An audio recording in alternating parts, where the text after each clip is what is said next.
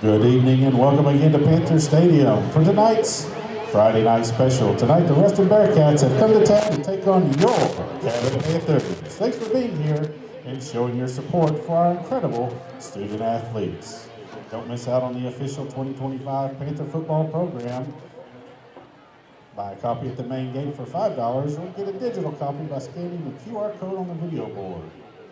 Huge thank you to our sponsors and advertisers for making this possible. If you need any help this evening while at Panther Stadium, our friendly event staff, they're easy to spot in their anthracite gray polos and bright neon lanyards. They'll be glad to assist you with anything you need. Another reminder, our concession stands are open on the west and east side of the stadium for your convenience.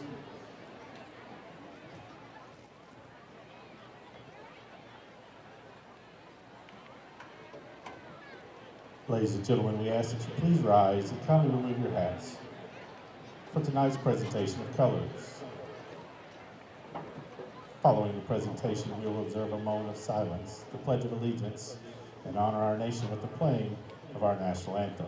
We ask that you remain standing until the colors have exited the field. Tonight's colors are presented by Cabot High School Air Force Junior ROTC in honor of September 11th. The cadets are performing an 11-person formation this evening. Cadet Major Benjamin Melton, Cadet Major Ashlyn Bailey, Cadet Major A.J. Hall, Cadet Major Caden DeFore, Cadet Major Connor Herlecker, Cadet Captain Janelle Boyer, Cadet Captain Daniel Henson, Cadet First Lieutenant Elizabeth Fassis, Cadet Second Lieutenant Nicholas Cunningham, Cadet Second Lieutenant Gareth Lee, and Cadet Staff Sergeant Waylon Wheat. Please pause for a moment of silence.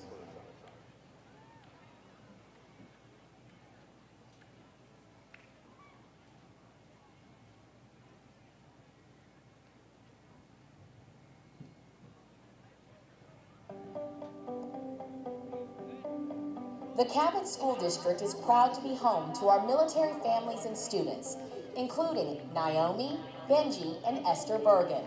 Naomi is a 5th grader at Cabot Middle School North. She dreams of becoming a chef one day. Her younger siblings, Benji and Esther, attend Ward Central Elementary. Benji is in the 3rd grade and hopes to be a scientist, while Esther, a 1st grader, wants to become a teacher. All 3 share a love for math and for swimming. Hi, I'm Naomi. I'm Benji. I'm Esther. Our dad is a retired tech sergeant, Cody Bergen. He served in the United States Air Force for nearly 12 years. Our mom, Natalia, is going to school to be a teacher. We are a proud military family. Please join us in the Pledge of Allegiance. I pledge allegiance to the flag of the United States of America and to the republic for which it stands, one nation, under God, indivisible, with liberty and justice for all. And now the national anthem.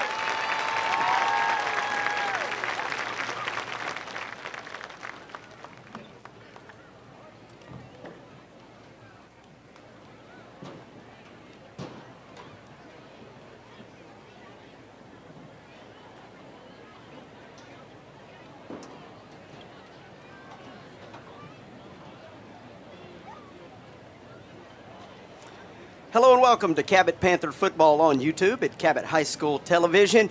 We are set for the non-conference finale here tonight at Panther Stadium. Our Cabot High School football team welcoming Rustin, Louisiana, the Bearcats, finishing up this fourth game in this series between the two schools. And we have a great night. Beautiful weather here tonight as the sun sets over the visitor bleachers. I'm the broadcasting teacher at Cabot High School. I'm Mitch Lilly, and I'm going to be doing your play-by-play tonight. And I'm going to be joined on color by the girls basketball coach at Junior High South. But more importantly, on Friday night, he is known as Mr. Stat. That is Jeremy Carson. He's joining me again for a second straight week. Jeremy, good to have you. Man, it's good to be here. It is an absolute scorcher tonight. Our game time temperature is going to be 88 degrees, and the feel-like temperature is 92. Down there on the field, it is quite warm, so I'm sure that this home side's ready for that sun to go down behind the auditorium in the arena, and I certainly am too, as it's shining brightly in our eyes. We welcome a very, very, very solid Ruston team to Panther Stadium tonight. It's the fourth game in a 4-year series. The Ruston Bearcats have won all previous 3 games in this series, and they look to be really coming off of a very strong performance against Acadiana High School down in South Louisiana. They mercy ruled Acadiana 46-7, and Acadiana is a traditional power in Louisiana football and kind of shows a little bit the challenge that your Cabot Panthers are going to face tonight. Yes, Jeremy knows Louisiana football all too well. His roots run deep in Louisiana, and he can kind of give us some perspective on that, as well as this Rustin team, which has been to the state championship game the last 3 years, winning 1 in those 3 years, and they call it, as their play-by-play announcer I spoke with before the game, Nick Brown, told me that's called going to the Dome. So It is, They've absolutely. been to the Dome 3 years in a row. So Arkansas has War Memorial Stadium, and Louisiana has the New Orleans Superdome, and what a fun place to go watch games. I've taken in several games there, both professional with the Saints and then also with the LSU Tigers occasionally too. So it was really fun culture there, really fun to go out and step outside of the state of Arkansas and play a power from another state. A lot of schools in Arkansas do that, especially at this high classification, as they get ready for that rugged conference play. still about 2 minutes here away from the coin toss. And as we get set, let's talk about our Cabot Panthers first, and then we'll delve a little bit more into the Rustin Bearcats as they play the Cabot alma mater right now. Great sight always. Our student section, our fans, our cheerleaders and dance, they get super excited for this moment. And of course our band, what a rendition of the national anthem as we started out tonight. Our band, I cannot say enough about how outstanding our band is. That was a very fitting, nice national anthem tonight on this beautiful Friday night of football. It is actually week 2, but it's our 3rd game of the season. Of course, we began in week 0, 66-24 loss in week 0 to Fayetteville, and then last week we're at home for the home opener. Bentonville West came in here and I think kind of surprised us all with the victory in that one to drop us to 0-2 overall. But another chance tonight, another Friday night, and another chance. We know we're dealing with a lot of injuries as far as the Panthers go. Certainly a lot of players down. That is correct, and one of them, Tice Fletcher, the backup quarterback, shows a lot of promise. He is out for a considerable amount of time. I know Aeneas Arnold last week got hurt deep in the second half as well. Leading receiver, will be interested to see if he suits up tonight for the Panthers, and what a big challenge. One of the things that has plagued Cabot in the first 2 games, and hopefully they can get corrected, is the turnovers. It's been there was a sequence of about 2 turnovers there in the second quarter. It really turned the game in the favor of Bentonville West last week, and so avoiding the turnover, avoiding the costly penalty, keeping the ball away from this Rustin offense is going to be paramount to try to stay in this one. Yes, and we have our captains walking out. If we could, let's take that graphic, and we're going to meet our captains for tonight. I'm going to say these. I don't know if I'm going to get the order right, but I'm definitely going to get the players right. We have Braden Davenport, our senior running back, number 22. We have, pound for pound, the toughest man around. That's Cooper Powell, number 0, our starting running back. Then we have Dean Heyer, our special teams specialist. He's our kicker. He's going to be the captain tonight. And then David Liddell, our all-everything linebacker, tough senior at linebacker. So those are our captains tonight. And it looks like our camera is zoned in on midfield here as we get ready for the coin toss. Yeah, the captains for your Rustin Bearcats is number 11, Darius Woods. number 6, Ahmad Hudson. He's a 6'8", 242-pound tight end. And number 10, Lander Smith. We are certainly going to talk about Ahmad Hudson tonight. And that's our coin toss, our players going back to the side. Cabot will receive the football here, and we will be going right to left. As they used to say in radio, we're going to be going right to left on your radio dial, headed back towards the field house here. About 4 and change before we are set for kickoff. Coin toss underway. Players going back to the helmet. They're going to run through the helmet, and then they're going to bust through our banner, and we will be set for football. So we look to get in the win column tonight. Rustin has only played 1 game. That was their season opener last week. I don't know if there is a week 0 in Louisiana football, but nonetheless, they've only played 1 game, and that was last Friday night. So they're certainly with a lot of momentum coming into this football game, Jeremy. Absolutely. Early season, a lot of college prospects on this Rustin team as well as they've had in the past few years, and that's been what's really fueled their program getting to the finals each of the last 3 years, too. It's just a bevy of talent. Again, this team is big. They're physical. They're going to play a really unfamiliar now style of play. They line up in the I formation a lot. They try to run downhill at you and overwhelm you at the point of attack with the line of scrimmage. And then on the defensive side, they've got some really good athletes, especially the defensive end linebacker position. They look to try to lock down receivers and try to force the ball back to the middle. Again, it's really going to be up to Cabot to run solid routes and to secure the football, especially when they're trying to make those extra yards late in plays. Yeah. That was certainly, as you alluded to earlier, that was certainly the bugaboo, if you will, the last 2 weeks. Turnovers for the Panthers. They were in both of those games, and then just untimely turnovers, unfortunate mishaps, self-inflicted wounds, really turned the tide in both of the first 2 football games. So hopefully we can take care of that tonight. I'm going to turn our crowd mic down. Sorry if that was blowing you guys out there. I like to turn it up when we do the national anthem. And we are set. It's football time. About 2:10 till kickoff. And it is game time. And here come our Panthers. They're in the helmet. Your Panthers. Roger Tonneson bringing them out, encouraging them. They're still sitting there, but we know they're coming shortly. And here they come through the breakthrough, through the banner bust, and we are inching closer towards kickoff for this game. Certainly excited tonight again, the sun setting just behind the visitor bleachers over there, so that should work out well for our camera angles tonight. Again, we appreciate you tuning in. Just a couple of news and notes here. Let me throw out some names. I have Cannon Highfield, senior broadcasting student, on the camera up top.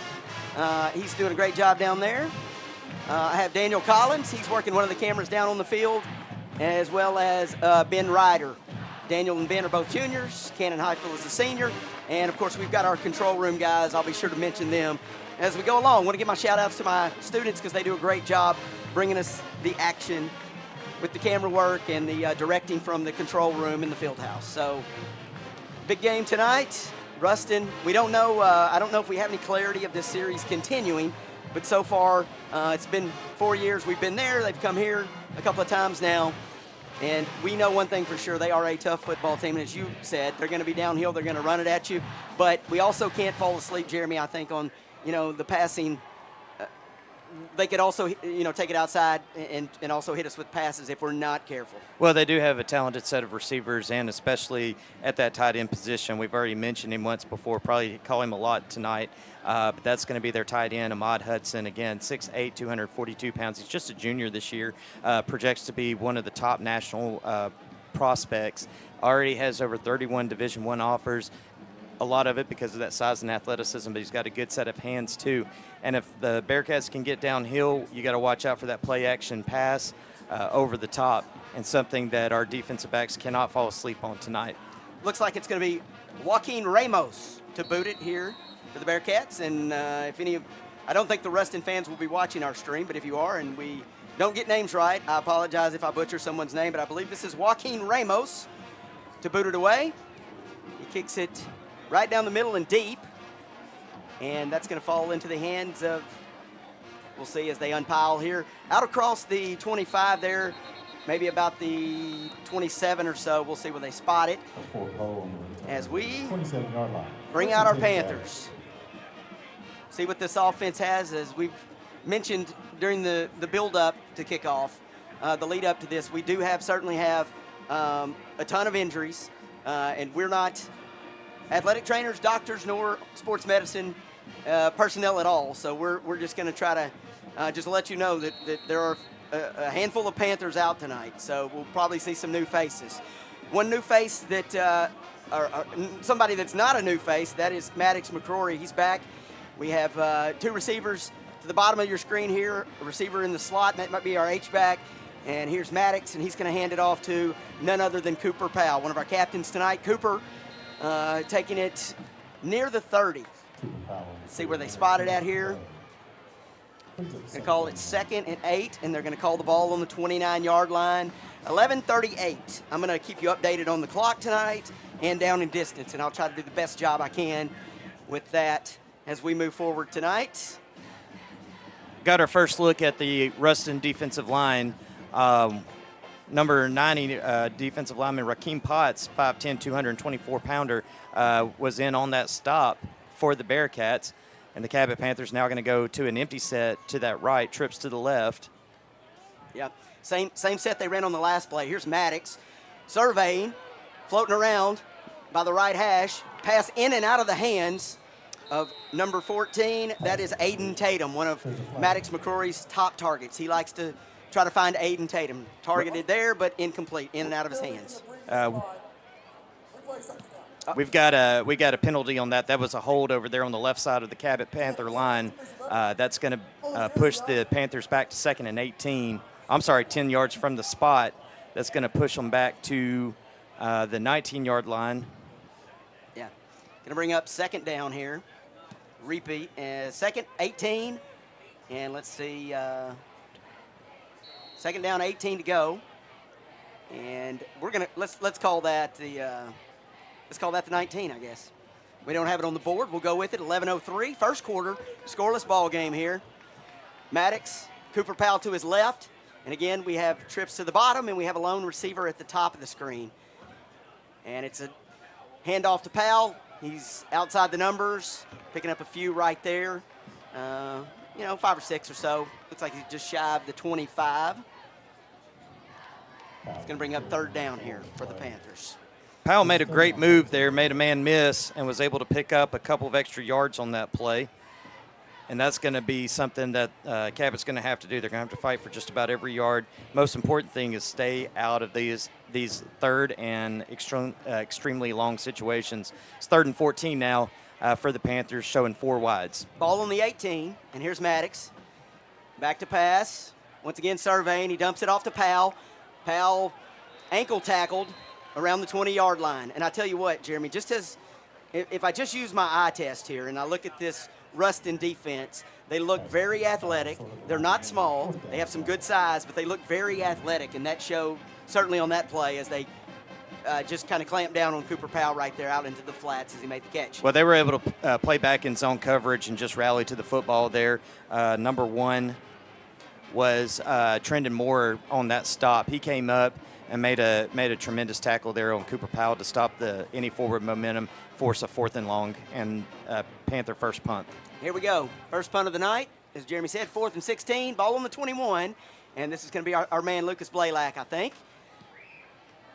That is Lucas. Lucas with a high booming kick across the 40 into the hands of the return man. And he is going to be wrestled out of bounds just over the 35, maybe 36, 37-yard line. And that was number 15 for the Bearcats. That is Davis DeMoss. Davis DeMoss on the return right there. So here comes the Rustin Bearcat offense. Going to come out, and not going to be a lot of flash, Jeremy, as we talked about. Probably a lot of running it right at you, coming head forward, straight ahead at you. Maybe a little trickeration. I expect maybe to see some play action, maybe some boots or something like that. But let's see what they bring out here for us. Quarterback under center is going to be, and we don't say that very often, number 7, Sam Hartwell. He's a 6', 173-pound junior. Hartwell on the toss. Runner has some room there. Gets it out near, just short of midfield, maybe the 48 or so.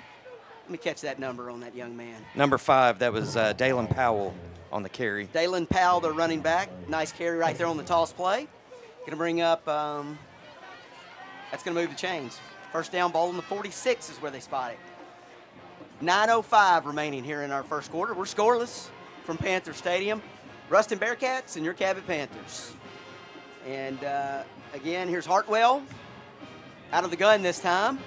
Looking right over the middle, bobbled but caught. Completion, and then it's just a host of Panthers converging on the tackle right there. Ball across midfield, though. 5 on the play. 2nd down, 5 to go. It's going to bring up 2nd down and 5, ball on the 47. That was number 9, Keyshawn Malcolm on the catch, 6'2", 165. Again, just a ton of athletes and size out there, especially on the perimeter. Jeremy, he bobbled it, brought it in home, still picked up a few yards. Bringing up 2nd and 5, ball on the 48. Bearcats now in Panther territory. And we have Hartwell again out of the gun. A little motion coming from the top of your screen. Hartwell looking around, rolling out left, staying on his feet, flinging it down the sideline to a wide open receiver out across the 30, the 20, and brought down just shy of the 10-yard line. Hartwell. A little hard to see that number. We'll get it for you in just a second. That was number 1, Josiah Morgan on the carry or on the catch.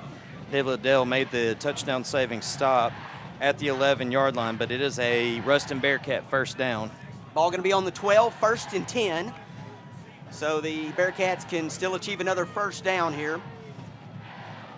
And it's Hartwell out of the gun. He's got a receiver in the slot and 4 to the bottom. And that's Hartwell keeping it, staying on his feet and into the end zone at the 7:36 mark. The Rustin Bearcats strike first here in our football game. 6-0 Rustin on Hartwell's keeper. He ran it right up the middle. There we just showed you a replay of that. Hartwell doing an excellent job staying on his feet, navigating through the defense and into the paint. Yeah, the Bearcats spread out the Panther defense in that red zone, went 5 wide, 0 running backs. But Hartwell, he's a pretty good-sized fella. He just runs right through that line and untouched almost into the end zone. Bearcats on to attempt the extra point here. Should be nothing to it, but you never know in high school football, right, Jeremy? Absolutely nothing is a given in high school football, but Joaquin Ramos, he's dead center, and the Bearcats now lead it 7-0. Yes, Joaquin Ramos, who also handled the kickoff duties, and we'll see if he trots back out to do that again. I'm sure he will. We'll probably see some of him tonight. We get used to these kickers. We learn them very quickly, don't we? We do. For the opposing team. So that drive was 4 plays, 63 yards, took 1:51 off the clock. 2 of those were pass plays, 2 of them were run plays. The Panthers did get good pressure there on Hartwell on that 3rd play of the drive, but he was able to wiggle out of it, find an open receiver downfield. That set up the touchdown run. And so it'll be interesting to see if Cabot continues to dial up those blitzes and if they can finally get to him. 7 minutes, 36 seconds left here in our first quarter of play. This will be the Panthers' 2nd possession of the night. Of course, their first possession, the drive stalled, rather, easy for me to say, and Lucas Blaylock had to punt it away for us. So we'll see what happens on our 2nd possession. Again, it's going to be Ramos to kick for the Bearcats, and back deep for us. You have Jaden Hart. Yep. And then we got a new player that's not on our roster. I was looking at the numbers, number 39, but we don't have him listed on our roster. We do, Andrew Godwin. Andrew Godwin. He's a sophomore defensive back. He's back there handling duties in place of Aeneas Arnold. That's right. Aeneas Arnold, another one of those players. We talked about the injuries off the top, and we hate to see it. I hate it for these young men, but it is a part of football.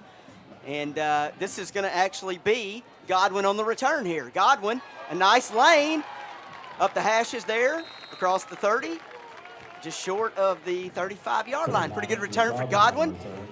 Sophomore, stepping up on Friday night. Big play for him.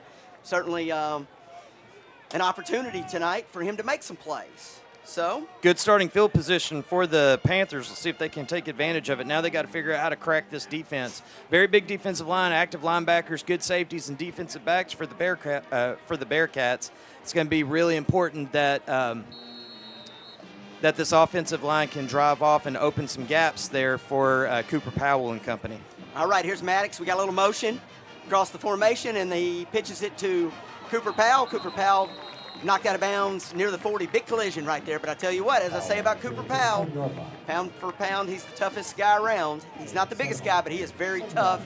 And he will see the football a lot tonight. We know he's going to touch it quite a bit. He is, and he's one that can wear down the defense just with his size and athleticism. And he got to the sideline there. Good block. That was number 31 on the block. Christopher Fowler did a great job of sealing the edge there. Sprung Powell for a gain of 7, so it's going to set up a 2nd and 3. So Fowler's our H-back, so you'll see him a lot maybe in the slot or lined up at right behind the tackle. And there's Powell again, up the middle, down the hashes, across the 45, near the 50. All right, so we're making some progress here as we march towards midfield. 7:20, and the clock rolling here in our first quarter. 7-0 Rustin. Panthers, a lot of football left here, and this drive's going pretty well so far. Yeah, first down that the Panthers have picked up tonight, and they're doing it on the ground against a pretty, like I said, athletic front seven. So that's a great sign. Offensive line looks like they're firing off the ball really good tonight. Powell still in the game, and that's going to be a lead block by Fowler, and that's Cooper Powell obviously following him right behind that block. I think forward progress is going to pick him up a few there. Yeah, the ref's going to spot it. I don't know, 48 or so. Let's see what they put on the board. They do. They call it 2nd and 8 from the 48. Thank you. I'm getting a ton of text messages now saying the broadcast looks great. Audio's good, video's good. Thank you for joining us tonight. We appreciate you watching Cabot Panther football on YouTube at Cabot High School Television. Grateful for the viewership. Our numbers have been outstanding the last 2 weeks, and we appreciate it. And students doing a great job with our broadcast. Here we go, 6 and change left. Maddox out of the gun. Faking the handoff. Looking to number 87. That's Luke Gamble. Just a bit overthrown for Luke Gamble. Thank you, Jeremy. I told Jeremy after last week, I said, Jeremy, your eyes are better than mine. He's great at spotting the football and obviously with keeping the stats. So I'm going to defer to him with a lot of the names and numbers because he is great at it. It's going to bring up a 3rd and 8. Gunnar Davenport checked in at tailback that last play to give Cooper Powell a quick breather. And now checking in for the Panthers is another young wide receiver, Cannon Moore, number 11. He made a huge catch last week, one of the highlights for the Panthers. Let's see if he can make a big 3rd down grab right here. Here's Maddox. He's got Davenport, as Jeremy mentioned, standing to his right. He's got a couple of receivers at the top and 2 receivers at the bottom. There's the snap. Maddox looking right, trying to go up top. Receiver had a little separation, but the pass is incomplete. Yeah, McCrory just threw it a little bit to the outside shoulder. If he throws it to that post, he's going to have a walk into the touchdown. That was number 12, Bentley Harrell, the intended receiver. And this is another one of those talented young Panther receivers. But it was just a little bit off in the delivery there. But I tell you what, man, Maddox is showing off his gun tonight. That was a dime. Yes, indeed. All right, so here we go. I believe it's Fowler as our H-back. Maddox looking to the sideline, and we are going to take a timeout. So a timeout here for the Panthers. 4th and 8, ball on the 48, and certainly Coach Reed wants to talk things over. We did bring our offense out there, but I believe, Jeremy, we're just kind of maybe decoying a little bit. We knew we were going to call a timeout, just trying to buy a little time here and kind of think things over. Well, that timeout does a couple of things. It puts in, especially with the field position that you have, you can call a fake or you can actually make Rustin think that they're going to fake. Rustin really brought some pressure the last time and almost got to Lucas Blaylock, so maybe they're trying to get them in more of a punt-safe situation, stay back, and give Blaylock time to get the Bearcats pinned back deep. Yes, indeed, and Lucas Blaylock and our Panther punt team out on the 48-yard line. 6:01 first quarter. I'll keep you updated on the time, down, and distance tonight. We're going to try to do a good job of that. just in case you're not seeing that on our screen, we'll keep you posted, okay? I'm going to be pretty diligent about that tonight. So here's Blaylock, back to punt. Return man for Rustin, standing about the 10-yard line. And Lucas has every bit of the leg to get it there. Indeed, he does. Actually, inside the 10, bounding towards the end zone. And we down it. It is downed inside the 1. Nice. What a great job by the special teams. Great play. Let's check this replay here. If we have it, maybe. Here's our punt by Blaylock. Great punt. Great punt. It's going to bound inside the 10-yard line, and it's like it's got like a little hook action to it. It's going straight right if you're a right-handed batter or golfer. It's going straight right into the end zone, and a great grab right there to keep it from going in. And the Bearcats are going to be pinned pretty deep here. That was number 12, Bentley Harrell, keeping the ball out of the end zone and preventing the touchback there. What a play by the young man. All right, so we have Sam Hartwell again at quarterback. He's under center.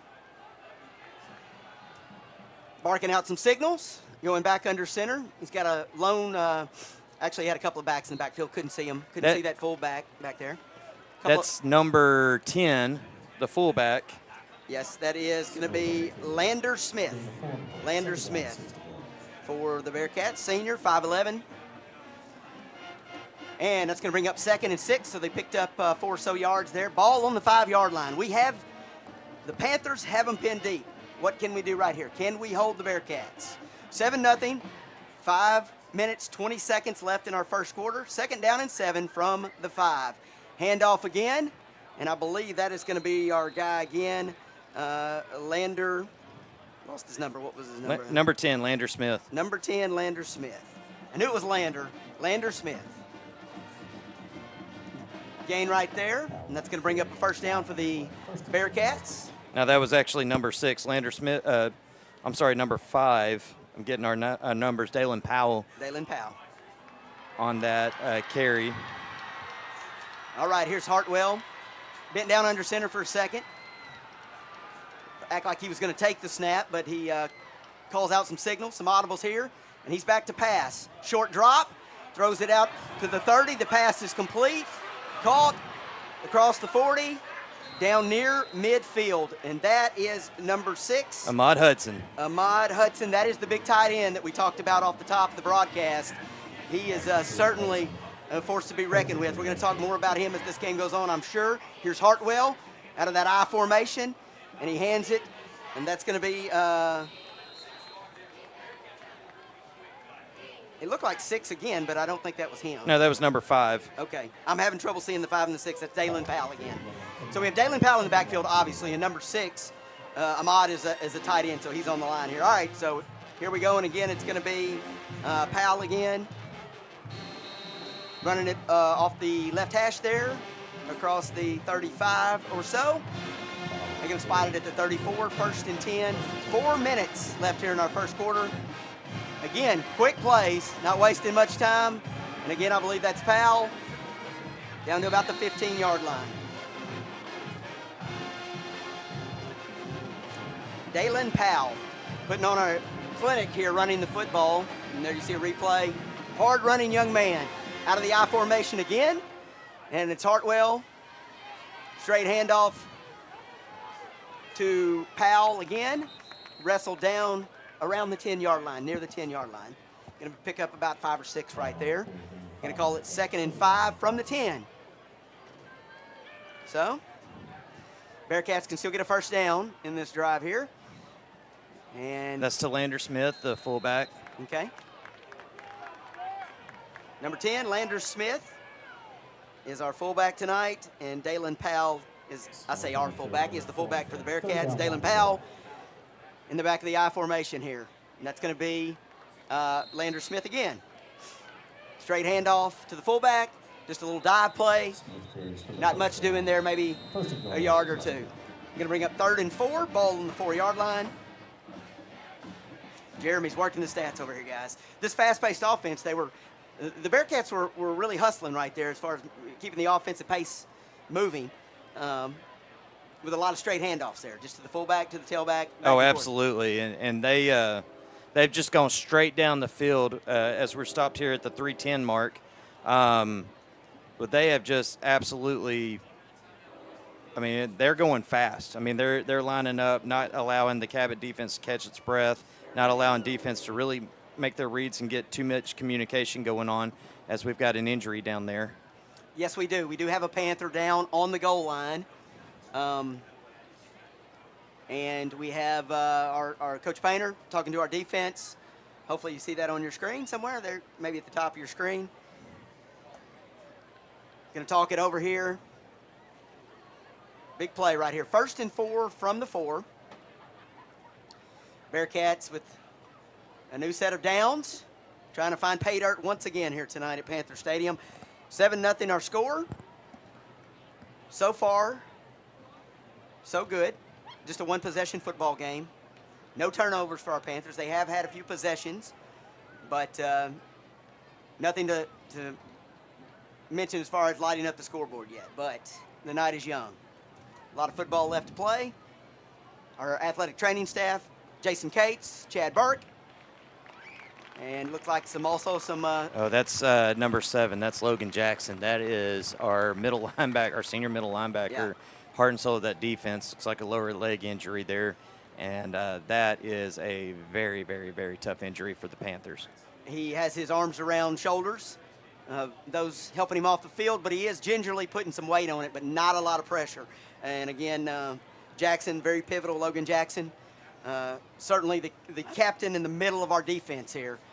And we'll see how our Panthers respond here. 1st and 4, I formation. Powell way back in the backfield. It's a bootleg out to the left. Pass is complete, and that is our big tight end, Ahmad Hudson, with the grab there at the 3-minute mark. Fake the handoff, rolled out on the bootleg left. Pass complete to the end zone, and that is Ahmad Hudson, 6'8", 242 pounds, Jeremy. Yeah, that's almost automatic when he gets close to the end zone like that. Can tower up over defensive backs. But that time, the bootleg action, he was wide open. Yeah. As everybody bid on the fake, it was a great fake by the quarterback, David Hartwell there. Got to give that young man a lot of credit as well. Yeah. So the Bearcats, pretty impressive so far. I'm curious. All right, here we are for the kick, and this is going to be Joaquin Ramos. With the kick, it's up and it's good, and just like that, it is 14-0 at the 3-minute mark in the first quarter. The Rustin Bearcats have come into Panther Stadium and taken a 14-point lead here in our first quarter of play. Yeah, that one went 10 plays, 99 yards, 2 minutes, 51 seconds off the clock. Yeah, they are again very, very good, very solid up front. And it was just big chunk plays, and once they got the engine rolling, it was really hard to stop, and just basically wore down that defensive line all the way across the field. As the old saying goes, as advertised. As advertised. Right? The Rustin Bearcats are as advertised. We knew they were going to be a downhill running team, and there was a whole lot of that going on that last drive right there. A lot of handing the football off, ground and pound, so to speak. And I guess when you've got a big back in the backfield like Dalen Powell, he certainly keeps those legs churning. And, of course, they cap it off with the bootleg pass to the tight end, Ahmad Hudson. Jeremy doing a great job with our stats tonight. And, again, we're going to have number 4, our man number 4, Jalen Hart, and Godwin back to return. Andrew Godwin. Godwin had a great return on that last one. Got the Panthers up to beyond the 30-yard line, which is really what you're aiming to do on any kind of return. 30 plus is a good return. Let's see if Bearcats go back to them or if they're going to send it over there to Jalen Hart. Yeah. Well, I think based on the last return by Godwin, I don't know that there's a right way to go here because both guys seem like they have some returnability here. And it is Godwin. He's out across the 20 now. Stopped. Big pile up right there. Looked like a collision on the interstate. And we're going to call it the 26. Godwin brings it out to the 26, and that's where the Panthers will take over. First down and 10 from the 26, 2:52 remaining in our first quarter here from Panther Stadium. The sun has set, the lights are on, and we are well into this first quarter, drawing to a close here. Yeah, 2 minutes and 52 seconds left to go in the first quarter, and it's time for the Cabot Panther offense here to try to try to give that defense some time to recover. And yeah. All right, here's Maddox. He's throwing it out, dumping it out in the backfield to Powell. Powell, I think the ball was on the ground, and it's scoop and score time for the Bearcats. If you can see a number, Jeremy, help me around the corner there. It's hard to see on. That was number 8 on the recovery. Yep. Jaden Anding, and he takes it all the way back, and that's exactly what you did not want to happen. Jaden Anding.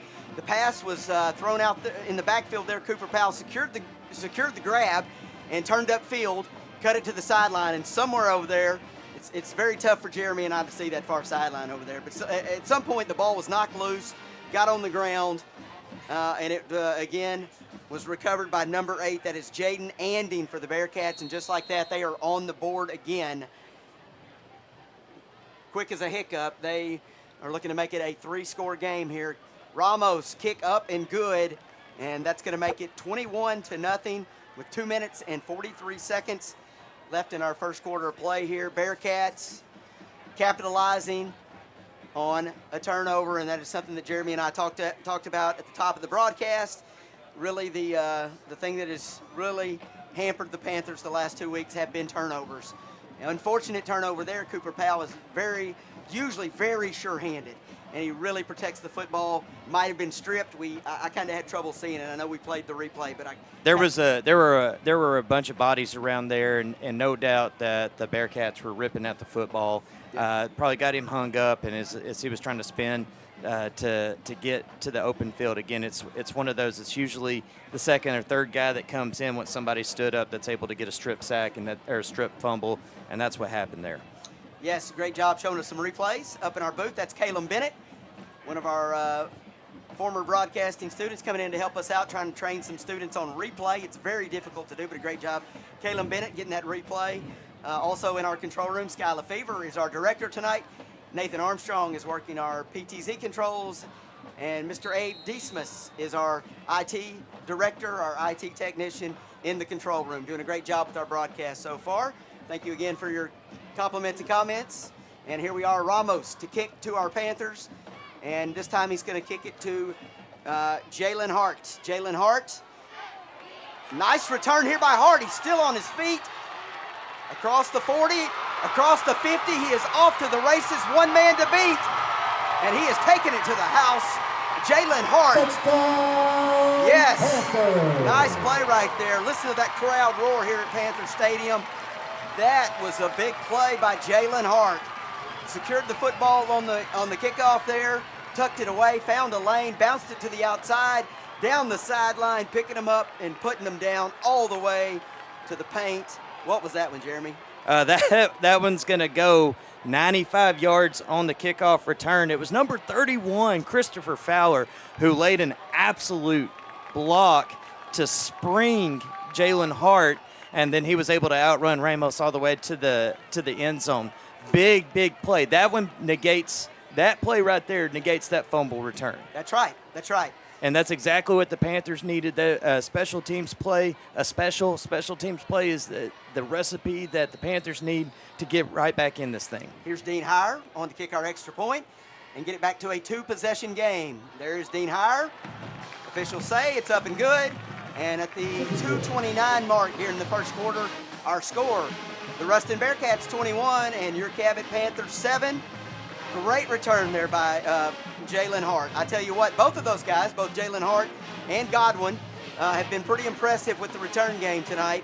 Both have that was obviously, he busted loose, but Godwin also with a nice return on the previous kickoff. So we're looking good on the special teams. We're certainly missing Aeneas Arnold, but those two guys are doing a great job with it tonight. Oh, absolutely. And we were kind of talking a little bit earlier. It's like, which one do you want to do? At that time, they picked their poison with Jalen Hart. Of course, he's able to take that back to the house. But, man, you talk about some extra juice now down on the sideline. You can watch these young men who are down here, and they're excited. and what a play at an opportune time. This thing could have gone really bad the other way right now. It's a game of momentum, and so when you can snatch momentum back or at least stop the bleeding just a little bit, it sure makes it a lot easier to go out there and make plays on defense, maybe get a stop, and get the ball back for this offense. It's certainly we're certainly in this territory where we need it to be blow for blow, right? And you were exactly right. We had a turnover. It was costly. It turned into points. But what do? We respond. We come back. We go down the field.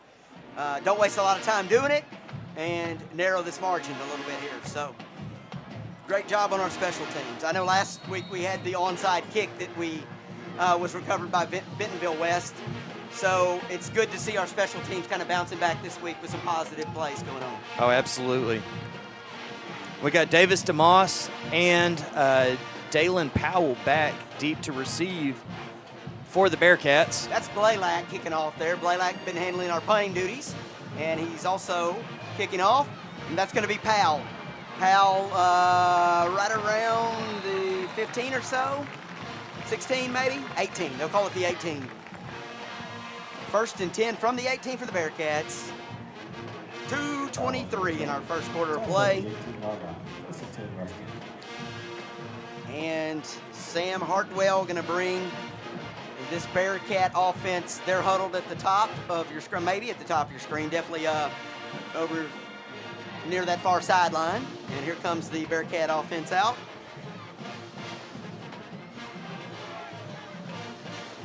I tell you what, just looking at this group as they bounce out onto the field here, they've got some big offensive linemen. Boy, they have great size across this offensive line. I believe this is still Hartwell, right? Yep, still Hartwell. From the gun this time. He keeps it. He keeps it, and he's to the outside and knocked out of bounds right around maybe the 25 or so. We'll see where they spotted it. Yeah, that was David Liddell. He's come up in the box. He's playing that outside backer position tonight, and he was able to keep Hartwell contained, force him up against the sideline. That was just a gain of 4 on the play. That's going to bring up a second and a long 6. Ball on the 22. Under 2 minutes to go. Minute 50 to be exact. Hartwell did a lot of under center work tonight. He was out of the gun on that last play, but he's back under center this time. Powell, the lone setback, and he hands it to Powell. Powell facing, running into about 3 Panthers, converging on the tackle right there. Nice defensive work right there. Going to bring up second and 2. Second and 2, ball on the 25. Third and 2, my bad. Excuse me. Pardon me. Third and 2. Minute and change here. It's Hartwell.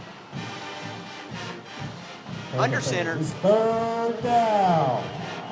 Swings it out on a screen play, which is gobbled up over there by our corner.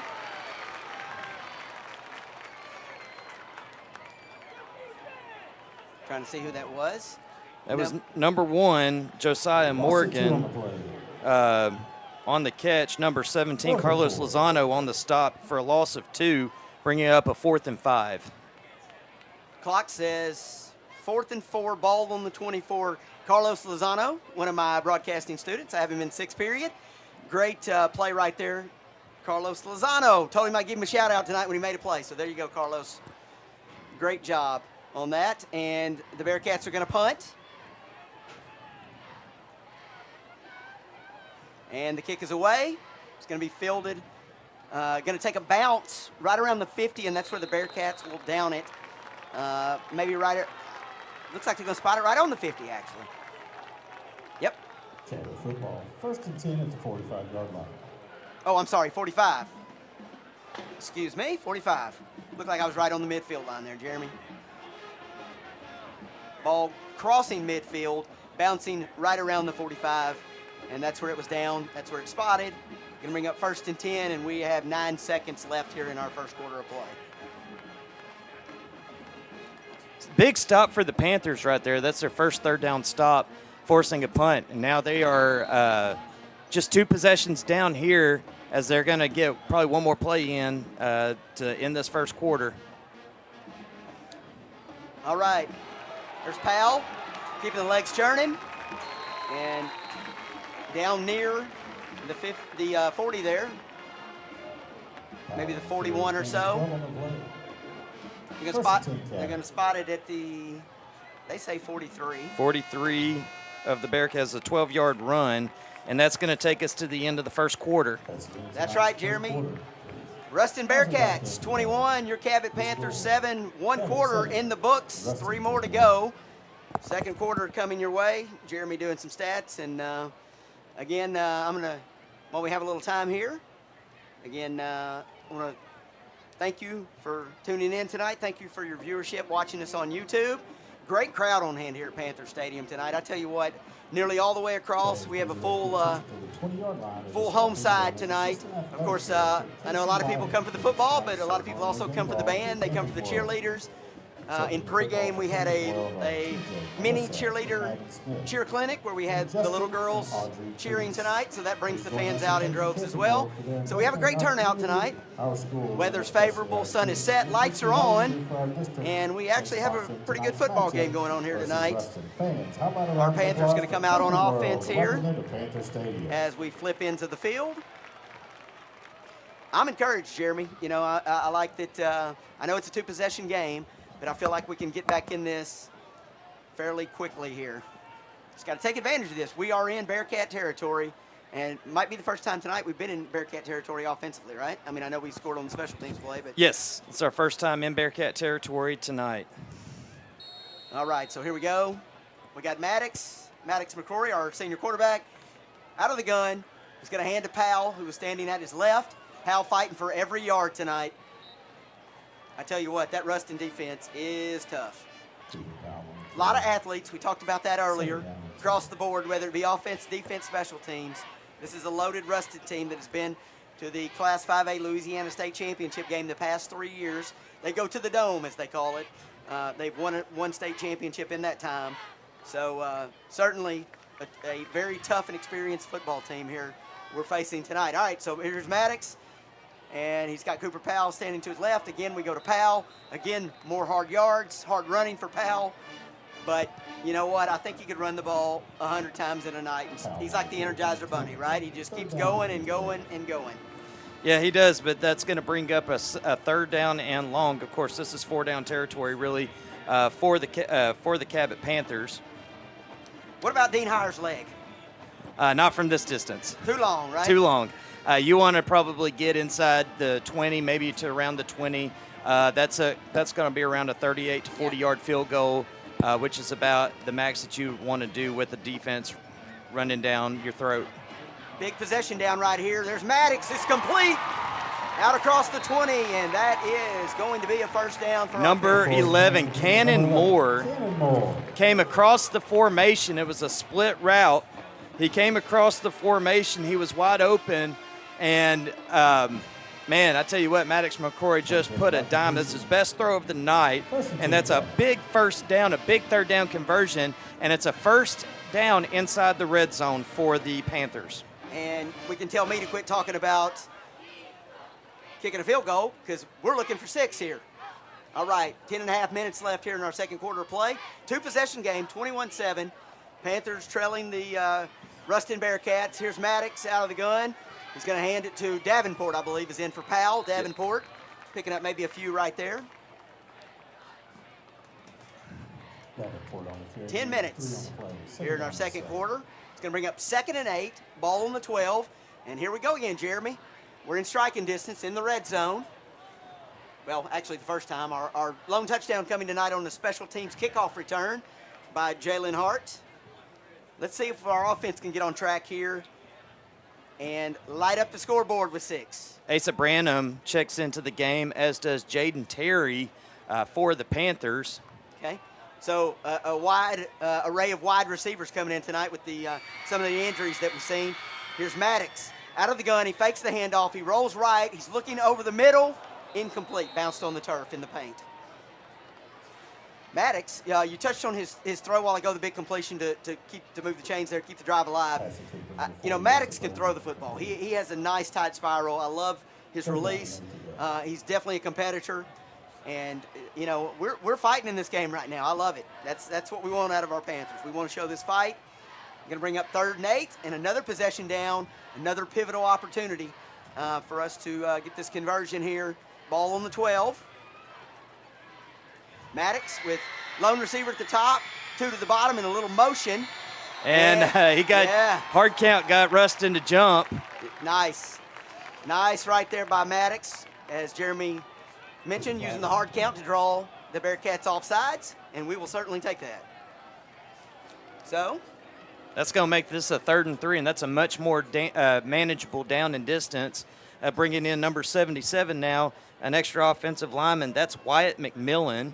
Yep, Wyatt McMillan coming in. Of course, some injuries across that offensive front as well last week. That's the story of the other night, just a lot of injuries. 3rd and 3, ball on the 7.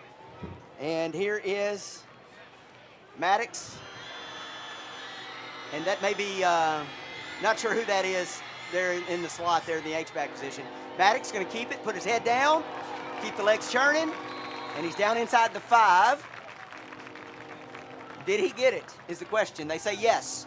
They say first down for the Panthers. Nice job by Maddox, taking the snap, putting his head down, securing the football, and picking up the needed yardage. So here we go. First down from the 3. 1st and goal from the 3. 9:15 in our second quarter of play. Maddox breaking the huddle. I believe Cooper Powell is checked back in. Davenport was in there for a few. Actually, it's Cooper Powell. Direct snap to Powell out of the Wildcat. He keeps it, and it's close. It's awful close. I thought he got in, Jeremy. No, he didn't. He was stopped just short there. Oh, yeah. He extended the football, as you see from our replay. He extended the football there, but it was just short. There we go. Nice replay. Great job by Caleb Bennett again. He tries, but his knees were down before he extended the football. So here we go. 2nd and 1, ball on the 1. 2nd and goal. 8.5 minutes left, second quarter, 2-possession game. Panthers trying to cut into that lead of the Bearcats right here. Maddox, or again Powell. Powell in. Direct snap. And He's in. Touchdown. And I think he got it right there. All right. Once again, Cooper Powell. I've seen us, that's the second time this season I've seen us use that Wildcat down on that goal line. And I believe we scored both times, with Cooper running that offense. We've managed to put up some points with it. So. Yeah, he's tough. When he gets in that Wildcat formation, he's just going straight downhill, able to find whatever gap that he wants to get into. Stuck his nose there between the right guard and the center, and just was able to get the ball over the plane of the goal line. And it's a 1-possession game, Mitch. That's right. Here's Dean Heyer for the extra point, up and good. And as Jeremy said, it's going to make it a 1-possession game. 7-point margin here. Bearcats holding on to a 21-14 lead over our Panthers. Hopefully this will give, now our offense is going. We got special teams going. Let's get our defense going. Continue to hold them like they did on that last series. Get the football back to our offense. That was a 9-play, 55-yard drive. Took 3 minutes and 50 seconds off the clock. And Cooper Powell with the touchdown. What a turn of event. I told you that special teams play can just ignite a spark there. Get the defensive stop, come back down the field. It's a 1-possession game. Now if you can get a turnover, if you can get another stop, you could go into this locker room tied at halftime, and who would have thought that when the score was 21-0? I mean, I'm here to tell you, and I am sincerely bragging on this Rustin, Louisiana football team. That year in and year out, they are a powerhouse. They are a perennial powerhouse in Louisiana 5A football.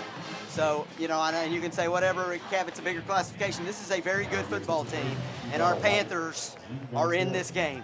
I'm loving it. Great effort tonight. And we're doing this all, Jeremy, through a lot of injuries, through 2 weeks of some disappointment, some turnovers, some frustrations. Yet again, our coaches and our players have not given up. That just shows you that Panther pride. They have not given up. They're still in this fight, hanging around in this football game. You got to love it if you're a Cabot Panther fan right now. Going to be, I believe, Dean Heyer on to kick this one. Lucas Blaylock did kick off the last kickoff, but this is Dean Heyer, and he is kicking away from the field house here. Left to right on your across your TV screen. Booming kick. And I believe that's Powell. He's going to take it, come across the 20, still on his feet, across the 30, across the 40, across midfield, and he has ran out of bounds on the 40, the other side of the 40 there. That was a powerful run by their starting tailback. Number 24, Ethan Carter, got just enough of him at the 44-yard line to get him out. But, man, Rustin comes storming back with the 52-yard return, puts them in great field position to start this drive. All right. 8 minutes, 9 seconds, second quarter. 7-point game. Tell you what, Jeremy, it's amazing because, I don't know, 10 minutes ago, it was a 3-possession game. Looking pretty dim. And here we are, back in it. Our Panthers back in this football game. Here's Hartwell out of the shotgun. He's going to toss it. That's Davis DeMoss on the carry. He's brought down by number 29, Cameron Green. Davis DeMoss, number 15 on the carry there. He's in the backfield. It's a pickup of 6. That's going to bring up a 2nd and 4 as the clock is at 7 minutes and 45 seconds left. Rustin's going to slow it down. They've changed their tempo from a second earlier. They when they had the defense on its heels, they just went straight down the field. Now they're taking a little bit more time to give their defense a chance to rest. That's right. Changing from the hurry-up pace. Again, that's number 15. That is going to be Davis DeMoss. Nice carry for him right there. Hartwell still in at quarterback. And that big, bruising offensive line for the Bearcats. Pretty good matchup tonight across the lines. Our defensive line, their offensive line, and vice versa on the other side. Bunch of big, large student athletes out there, large young men battling in the trenches tonight. We don't talk about them enough, but certainly back, if we reflect back on the Panthers' last possession, scoring that touchdown, the offensive line, our offensive line, pivotal in helping Cooper Powell get in the end zone there. Here's Hartwell. He's rolling right. He's looking out across the hashes, out across the numbers. He's going to tuck and get out of bounds over there on the far side. There you see. He's got a little scramble ability, Jeremy, right? Hartwell does. Tucks it, keeps it out across the 25 or so. They're going to call it the 28. Yeah, if you're going to play on this Ruston team, you have to be able to run. Yeah. And every young man on this team can. You can tell they've got great team speed there. All right, the Bearcats break the huddle. They come out. Here's Hartwell barking some signals. He's under center. Looks like a loaded left side, and they give it to Powell. Powell runs into two Panthers there who bring him down to the turf. I believe that was Carlos Lozano, who we mentioned earlier. Made a big play earlier. One of my sixth-period students. Way to go, Carlos. Saving the touchdown-saving tackle right there. Playing his corner position nicely tonight. Carlos is going to ask me if we can watch the game replay in class on Monday because I'm talking about him so much. All right, here we go. Hartwell out of the gun. There's the snap. He's rolling right again, and that's going to be our big tight end, I believe, right? Ahmad Hudson with the grab. Ahmad knocked out of bounds. A lot of activity on that sideline. I was just seeing what was going on over there. Well, Hudson took a big hit, and then there was maybe a late hit after that, and we got a flag. So the Panthers may be penalized for a late hit out of bounds as well. Mm-hmm. I saw number 6 flying a little bit.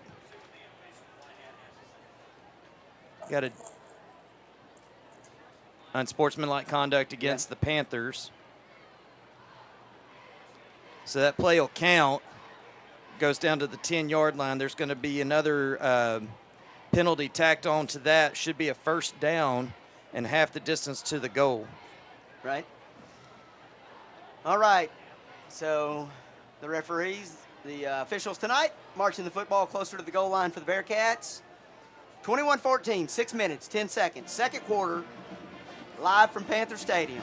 I'm Mitch Lilly doing the play-by-play tonight, joined by Jeremy Carson again for a second straight week. great to have Jeremy here tonight, doing a great job keeping the stats for the team, as well as helping me with the color commentary. Hartwell, buying a little time here. I guess we're waiting on the official spot and the official to get out, the back judge to get out of the way. There he goes, getting in his position. There's the whistle. And we have Hartwell, a little motion across the formation from left to right. Hartwell down in his crouching position, taking the snap. That is, I believe, Powell. And he's in for the touchdown. And he is going to run it across the tee in Cabot in the end zone for another score for the Rustin, Louisiana Bearcats visiting us tonight in the non-conference finale. 6:07, game now 27-14 Bearcats. Ramos on the kick for the Bearcats here to make it again a two-possession game. But we'll see how the Panthers respond here. A lot of football left. 6:07, close game tonight. Ramos kick up and good.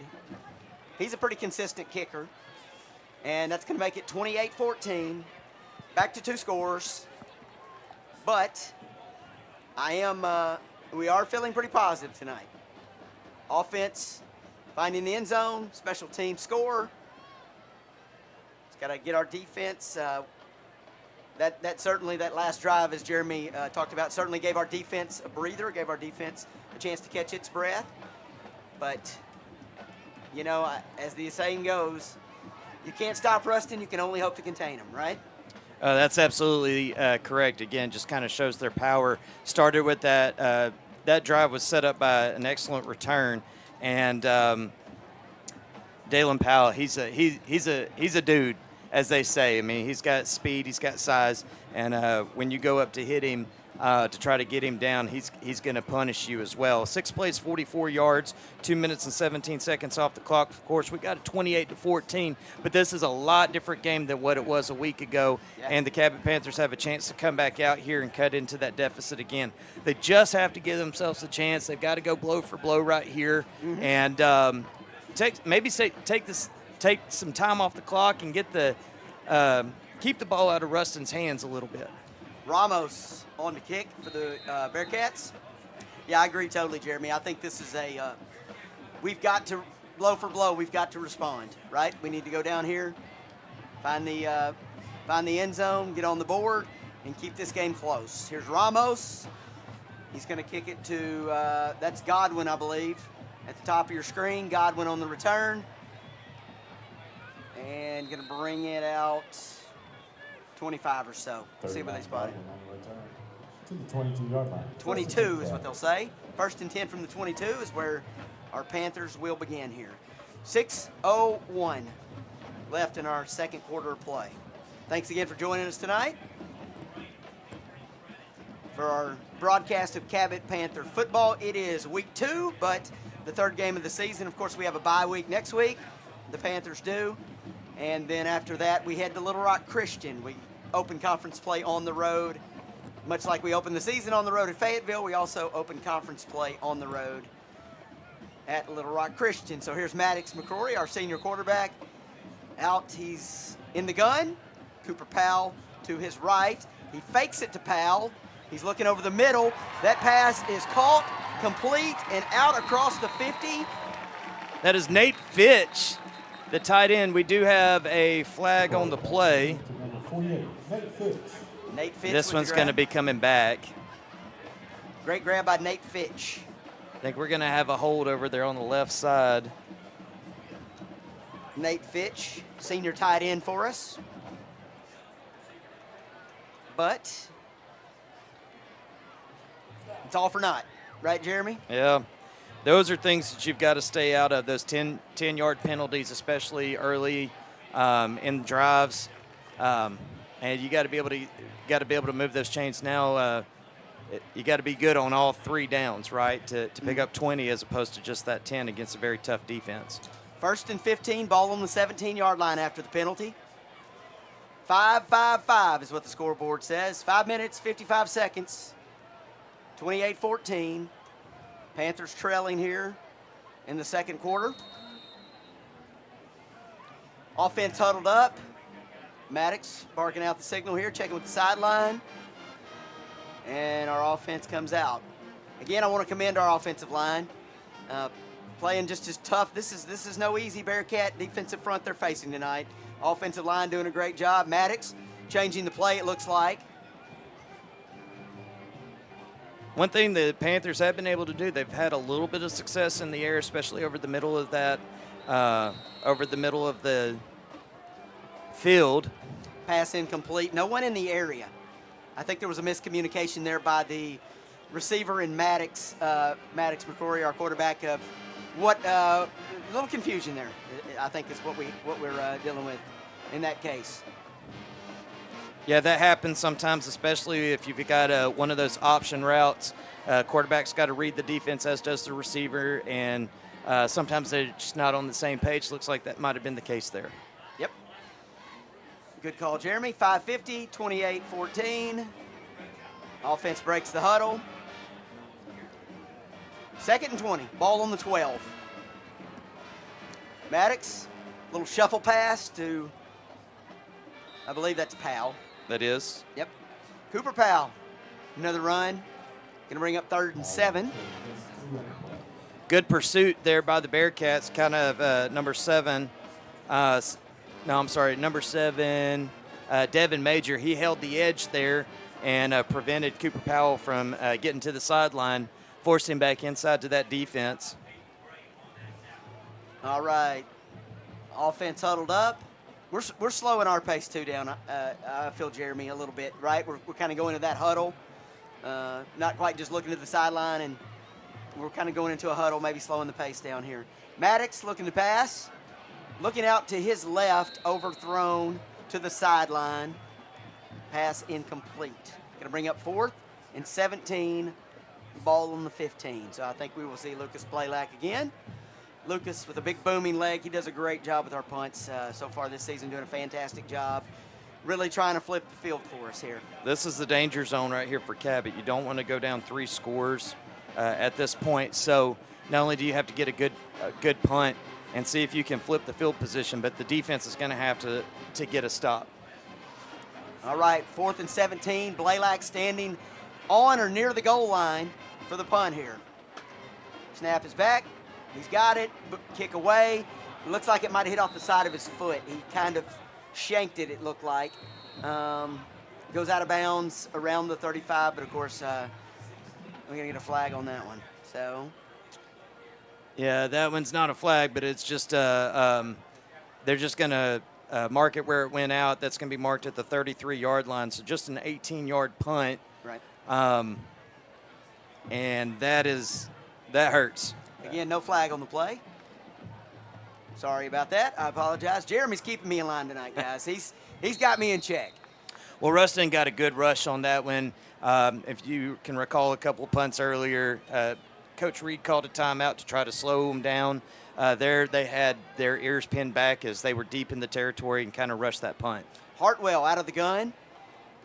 The big tight end with a little movement. Here's Hartwell looking over the middle. He has a receiver caught in the end zone.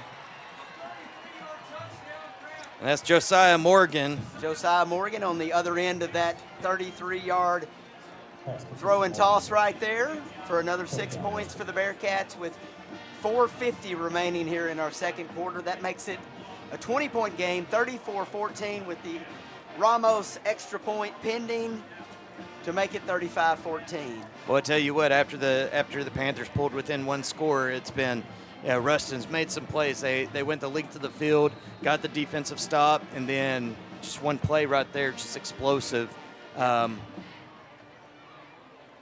Here's the kick. Ramos, very slow and methodical here on this kick. Everybody seems to be ready here, just taking his time. Snap down, snap good, hold down, kick up, kick good. 35-14. Bearcats of Ruston, Louisiana have come into Panther Stadium and extended their lead here tonight as we have 4 minutes and 50 seconds left in our second quarter of play. 35-14. Really, these Bearcats, they are explosive. We knew that. They are a Been to the state championship game in Class A, Louisiana State football, high school football, the state championship game the last 3 years. They, of course, won one state championship. They've been to what they call the Dome, the Superdome, down in New Orleans, and this is a quality football team, a quality program with experience, with speed, with size, with all the wants that any coach would have for, his team, right? They have all the attributes, all the qualities, the talent, and they are showcasing it tonight. They are as advertised. But we'll see if our Panthers, here with this last little less than 5 minutes to go before the half, can get on the board again and narrow that margin. That'd be great. Anything builds your confidence right now. And we're going to have Jalen Hart and Godwin back deep. Andrew Godwin is going to be at the top of your screen, and that's Jalen Hart at the bottom. This is Hart. He scoops it right up off the turf and returns it just shy of the 30, maybe the 28 or so, 29, 28. Going to bring up first down and 10 for the Bearcats. 4-4-4 across the scoreboard right now. Second time tonight I've looked at it, and it's been stopped. We had a 5-5-5, now we had a 4-4-4. 4 minutes, 44 seconds.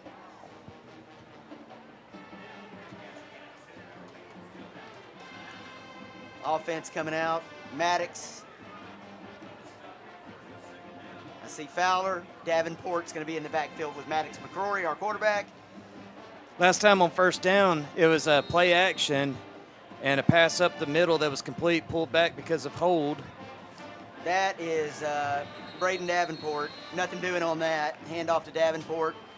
Stopped at the line pretty convincingly. And that's going to bring up second and 13. That was number 90, Rakeem Potts, just blew up the middle of that offensive line, got into the backfield, and wrapped Davenport up for the loss of 3. Second and 13, ball on the 25.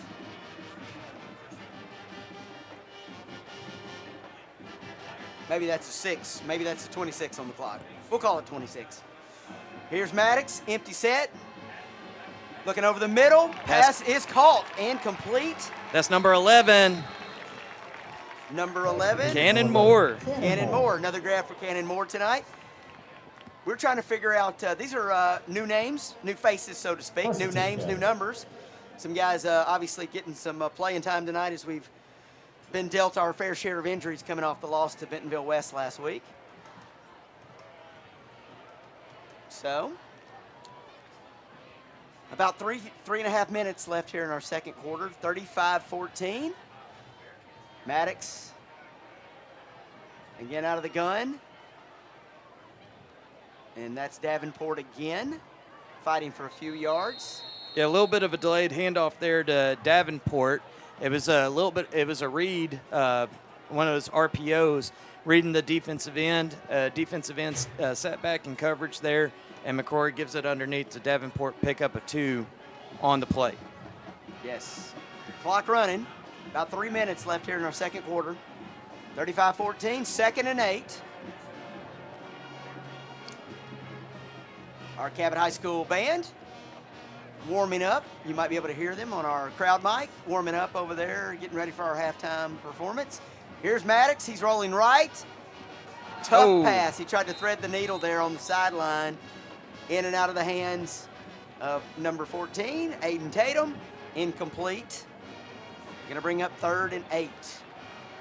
2:40 left. Again, the band going to perform at halftime. Want to remind our viewers while we have a second here, we do not show the band per the wishes of band director Mr. Rusty Hart and his amazing staff. He does a fantastic job. They all do with our band, but we do not show the band at halftime because it is competition season, and they do not want us to show that until senior night. So we're going to keep that off the stream. There was a little motion there. It looked like by the Bearcat defense, but he jumped back. We're going to get a timeout, too. Yeah, timeout actually by our Panthers. Coach Reed wants to talk it over with 2:42. 35-14, the Rustin, Louisiana Bearcats up on our Panthers. It's going to be 3rd and 8, ball on the 44 for our Panthers. Coach Reed and the offensive coaches out on the field. A huddle right around the 40-yard line as they talk this one over. Again, we are not going to be showing the band's halftime performance, and we will not show it until senior night, which is against North Little Rock, the last game of the season. And those are part of the wishes of, obviously, our band and our band directors, Mr. Hart. They want to protect that as we go into competition season. Their performance, their music, all of that. They want to save that so that nobody steals it online. Totally understand that, totally respect it. So if you want to see this amazing band, and they are phenomenal. I got to hear them during their practice and their warm-ups today. Fantastic band, tremendous sound. They do great work with these students, and these students are excellent at what they do. Great band. Can't praise them enough, and Mr. Hart and the staff for the work they do. But again, we will not be showing that, so please don't email me on Monday and be mad at me. There's a reason why. All right, so here we go. We're back to action. 2:42. 3rd and 8, ball on the 44. Maddox out of the gun. Cooper Powell, a little motion, kind of working out to the slot there. Maddox, straight drop on the back, on his back pedaling. Pass is complete, but well short of the yards needed. It's going to bring up 4th down here for our Panthers. We got a timeout by Rustin on that play too. Yes. 2.5 minutes, 2nd quarter. Bearcats. Aiden Adams laid the wood on that one, but it was up to the 45-yard line. That's going to bring up a 4th and 4. 4th and about 6. No, 7. Or 7. Right, sorry. 4th and 7, ball on the, what are we calling it, 46, 45? Yep. And we get a timeout there with 2:31 left on the clock. Rustin's first time out of the night. Cabot has used 2 here in this first half.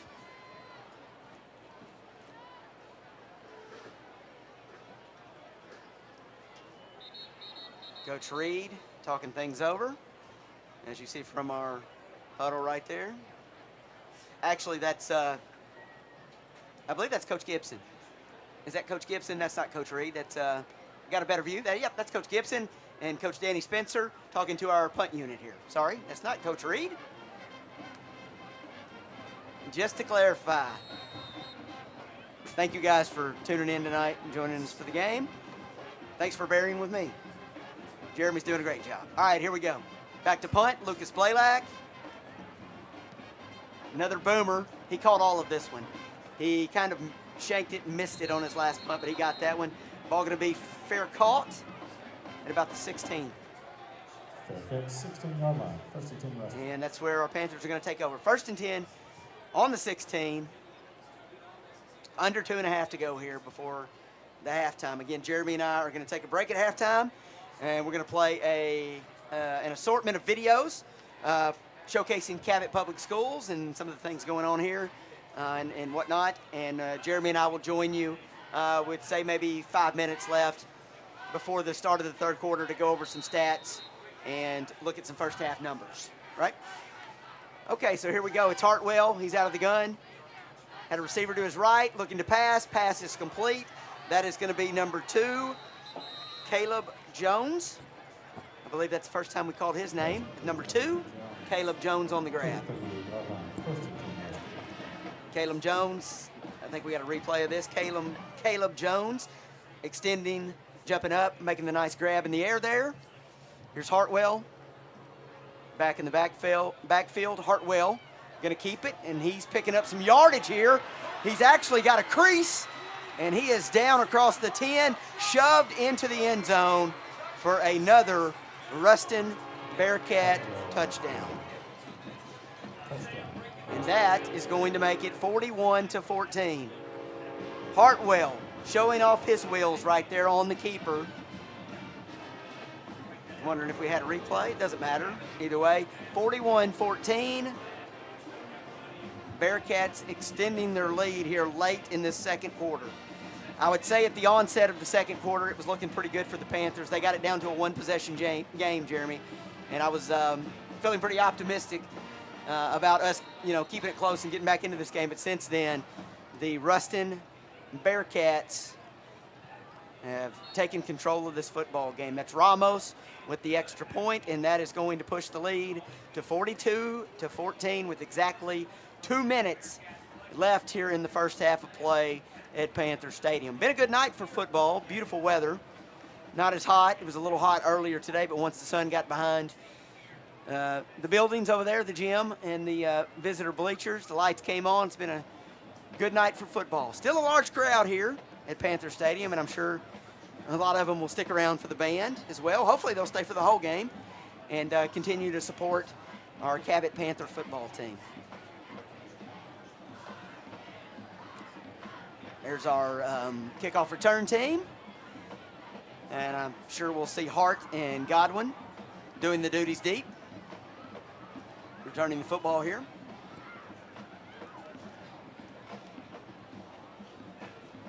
Take the time now again to thank again some of my student broadcasters. I have Joseph Johnson, Daniel Collins working the cameras down low. I have Ben Ryder and Gavin Mahoney also working cameras down low. Field level for us tonight to give us all the angles and keep you in the know about what's going on here at Panther Stadium. That's Ramos with the kick. Hart bobbles it just a little bit, picks it up. He's still on his feet. He's across the 30, down to the 35, 36 or so. Jalen Hart, a good night returning. Obviously the big touchdown, kickoff return for a touchdown earlier in the ball game. Nice job by our special teams tonight. Aside from maybe a shanked punt by Blaylock, who he's a phenomenal, we go on and on about he's a phenomenal punter.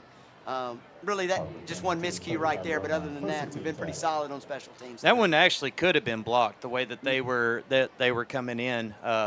The rush was close, but the play was probably about 120 yards away from you and me, and Right. hard to see at Right. that angle on the far side of the field. But what the Panthers have to do right here, they have got to get 65 yards, and they've got to do it in 1 minute and 53 seconds here to just try to keep themselves in this thing. Aiden Tatum going in motion there across the formation. Maddox looking deep, and I think he's looking for Tatum. Looked like it went through his hands. He was double covered there. Maddox throwing into double coverage, but number 14, Aiden Tatum, certainly had a shot at it. He extended his arms and extended his frame as much as he could to try to grab that football, but it falls incomplete. 1 minute 45 here, second quarter. 42-14. Again, no score on our broadcast tonight, but Jeremy and I are going to be very diligent, easy for me to say, about keeping you informed on down and distance and the clock tonight. So here we are, offense coming out, 2nd and 10, ball on the 35. Maddox with Powell beside him. Motion by number 12, that's Bentley Harrell. And it's going to be Powell with the rock, doing what he does best. Churning along there, out to maybe the... Powell on a clear gain of 10 on the play. That's a first down, actually. Great running right there by Powell, putting his head down, finding the First hole, down catch.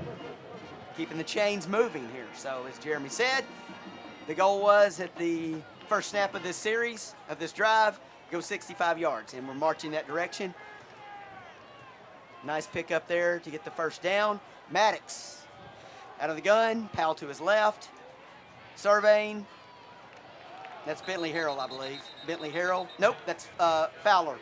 Christopher Fowler, number 31, our H-back. Pass Nice to grab. Christopher Fowler. I didn't see where he was set up in the formation, but that's I'm sure he was Second down 5. in the slot there and kind of wiggled his way free. Great job getting open right there and a great catch. Here's Maddox. He's going to keep, and he is brought down in the backfield there. So, with about 45 seconds here, the Bearcats from Ruston, Louisiana, are visiting opponent tonight. We're going to take a timeout and talk it over. And our offense will do the same. Now Coach Reed's on the field. 3rd and 9. Ball's going to be on the 46 with 46 seconds, 45 or so, 45, 46 seconds left to play before halftime. Again, we're going to show you some videos at halftime promoting Cabot Public Schools. The fabulous Mr. Morgan Linton makes those videos for us. He and Miss Liz Massey, our communications department for the school district. They do a fantastic job making videos. You've probably seen a lot of these videos on social media or here and there. Maybe you come to Panther Stadium, you'll see them on the big board, and we're going to showcase some of those videos for you at halftime. And again, Jeremy and I, we're going to join you with about 5 minutes left before the third quarter as we head into the second half to kind of go over some numbers, notes and numbers, and kind of go over some of the first half stats.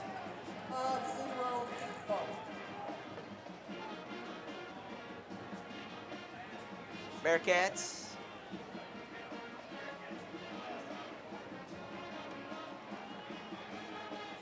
Still showing they have 2 timeouts on the board. We have none. I guess I would ask Jeremy, but he's in Statville over here. He's in Statland, y'all. He's working his stats out. He's got it going, though. It's pretty impressive. Here's Maddox looking to pass, stepping up in the pocket, and he's going to go down kind of on his own accord there to avoid the tackle, avoid the hit. So it's going to bring up 4th and 9 for the Panthers.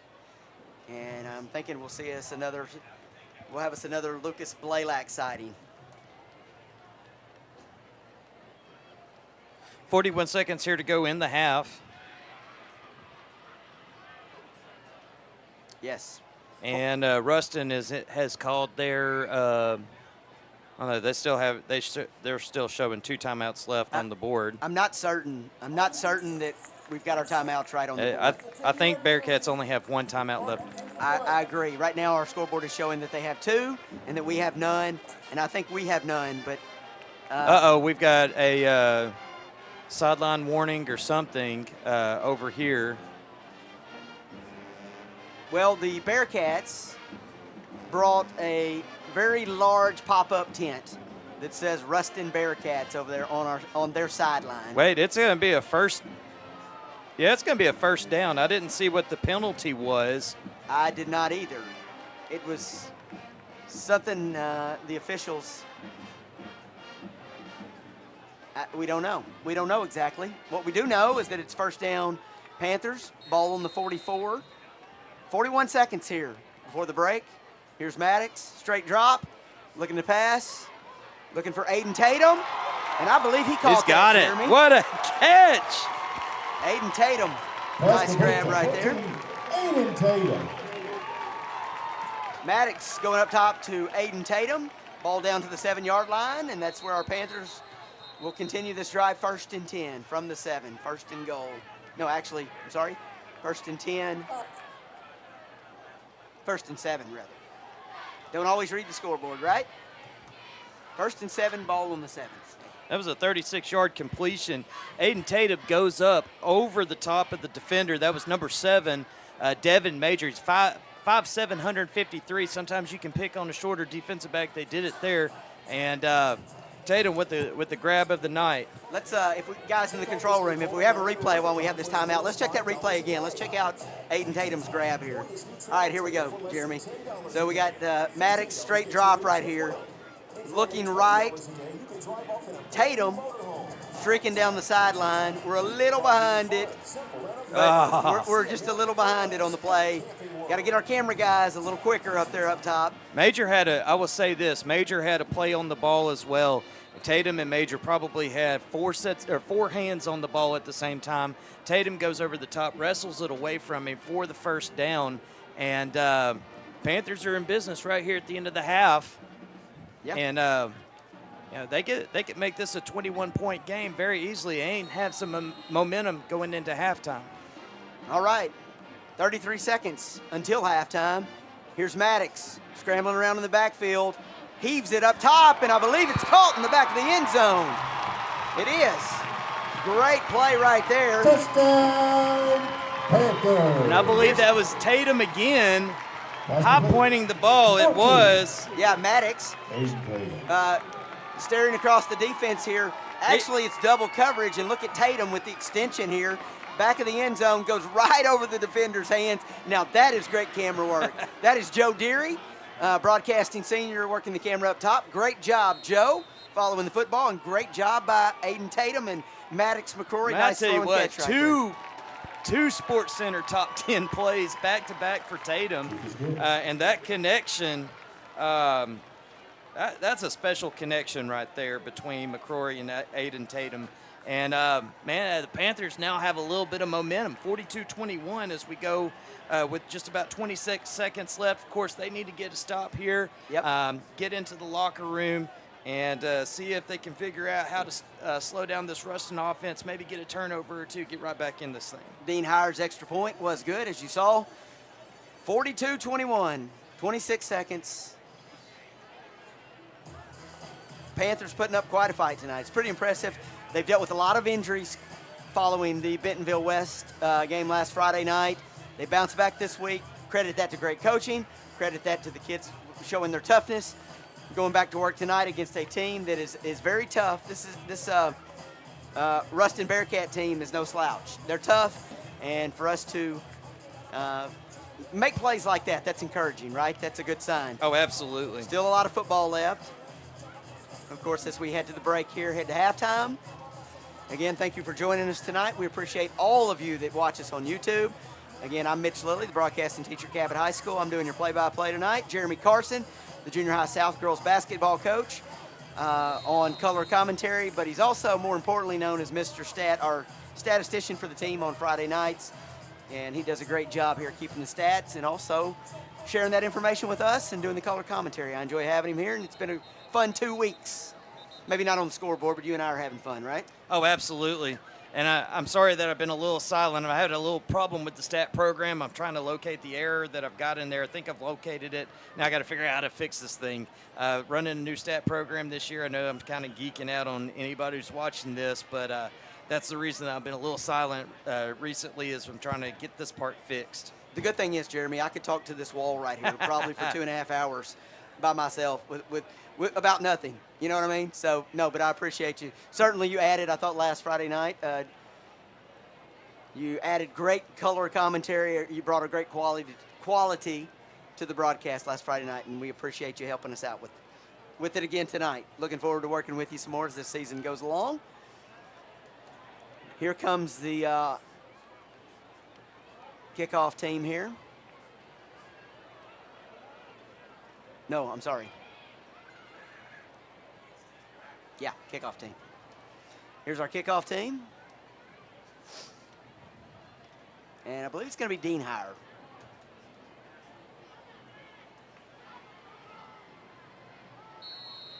(42-21), about 26 seconds left here before halftime at Panther Stadium.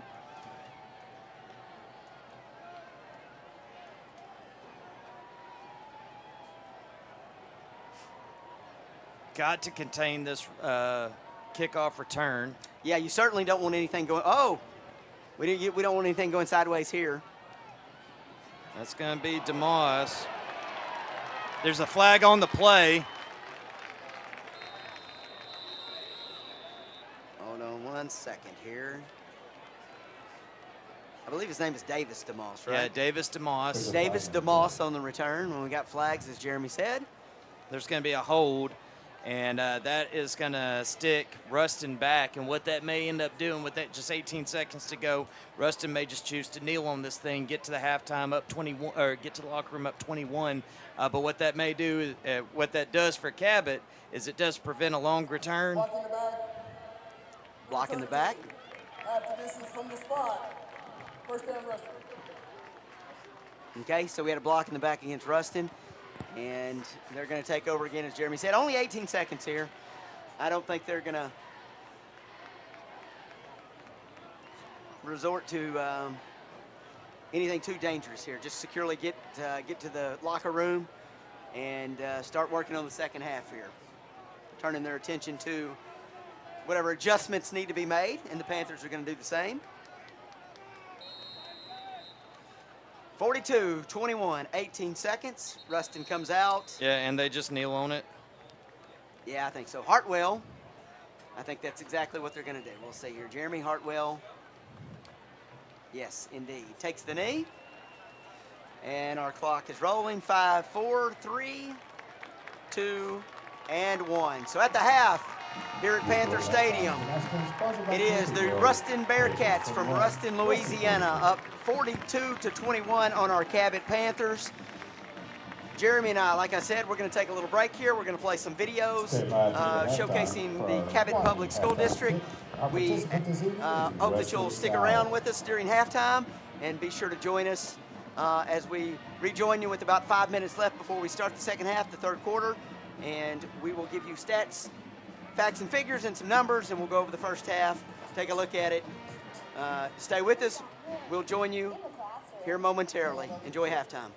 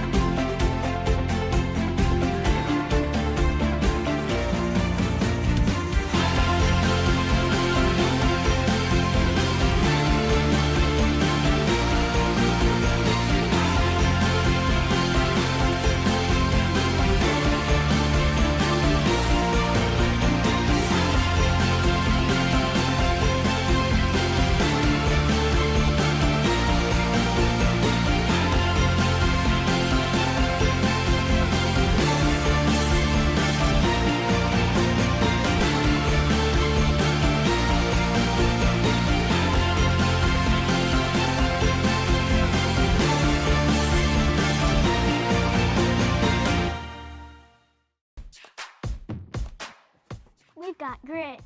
In the classroom. And on the field. We're making waves in here. And out there! We're thinkers. Dreamers. Innovators. And doers. And we're funny too. We build robots. Light up the stage. And lead in our community.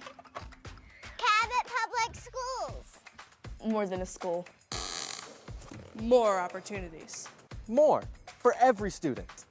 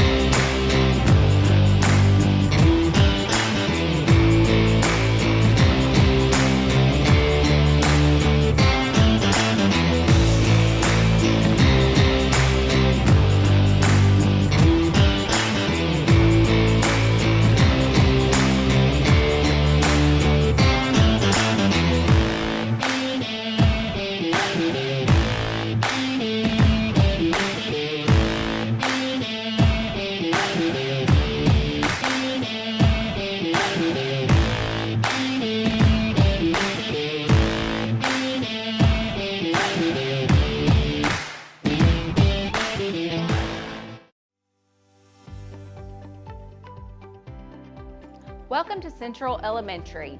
My name is Julia Treadway, and I'm proud to lead this incredible community of learners. Central Elementary is a special place, a true neighborhood school nestled in the heart of Cabot. Our mission is clear, working together to prepare all students for a successful future. At Central Elementary, we are one heartbeat, one school, with a dedicated staff working together to ensure every student succeeds.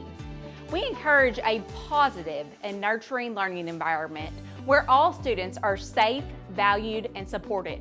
Our classrooms are buzzing with creativity. Our dedicated teachers inspire a love of learning through hands-on experiences. Our supportive environment allows us to provide personalized attention and tailor instruction to meet individual needs. At Central Elementary, we're more than just a school, we're a family. We value kindness, respect, and are a safe and welcoming space for all. We invite you to visit Central Elementary, where you will experience the perfect balance of a small school feel and big opportunities. Together, we're building a bright future for every student. Welcome to our family. Welcome to Central Elementary.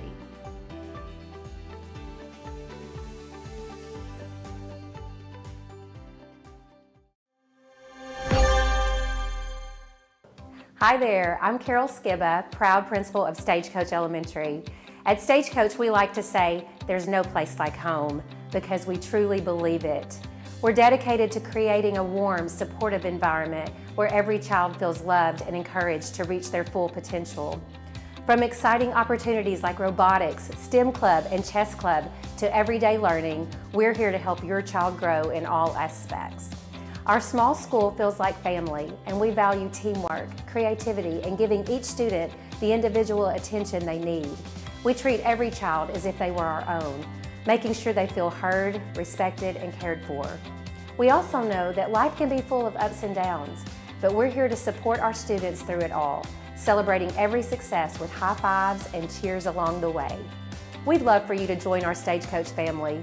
Come visit us and experience for yourself why SC is the place to be, because there really is no place like Stagecoach.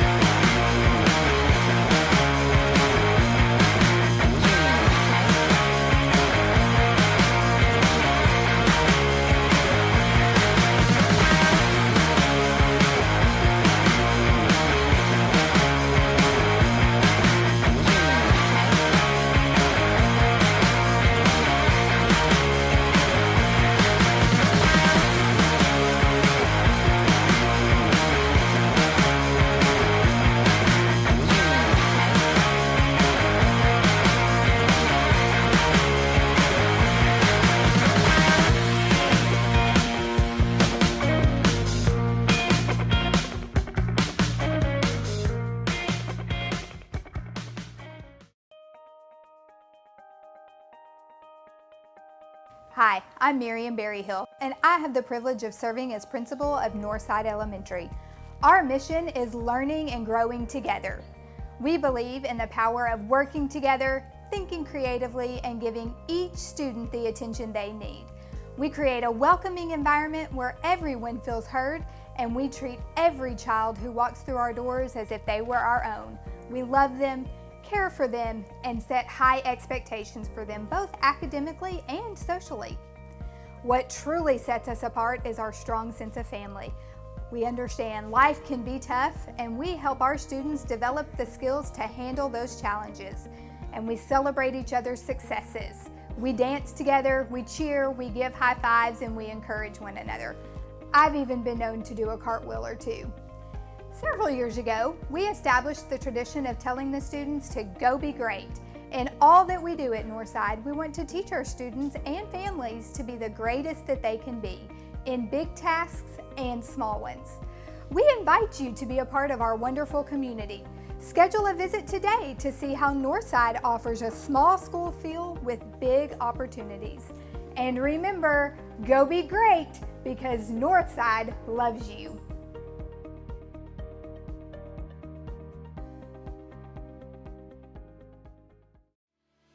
We do need to make sure that we recognize our Cabot Public Schools Teacher of the Year. And this year, that award goes to... Look around the room And I want you to look at the people who came with you. I want you to look at the administrators who are so proud of you. I want you to see the community members that support you and are grateful to be a part of this district. I want you to see the school board members that are so thankful that they get the chance to lead us. And just know that you are absolutely special. And I promise you, you are seen. And the work you put in is evident to those around you. Thank you for your passion, your dedication, and your extraordinary impact. You truly are the best of the best, and we are so proud to celebrate you tonight. We do need to make sure that we recognize our Cabot Public Schools Teacher of the Year. And this year, that award goes to Susan Ford.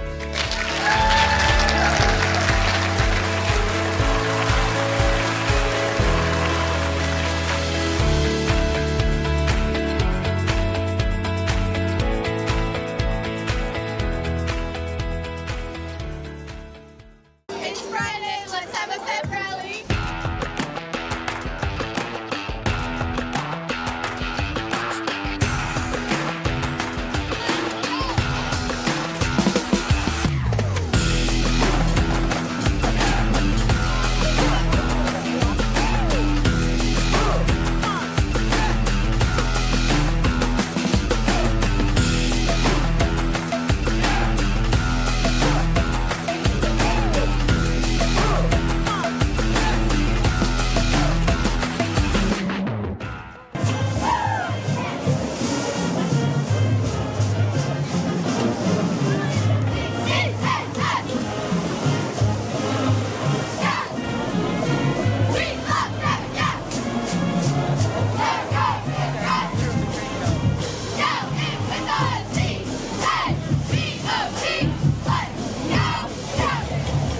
Let's go, Panther!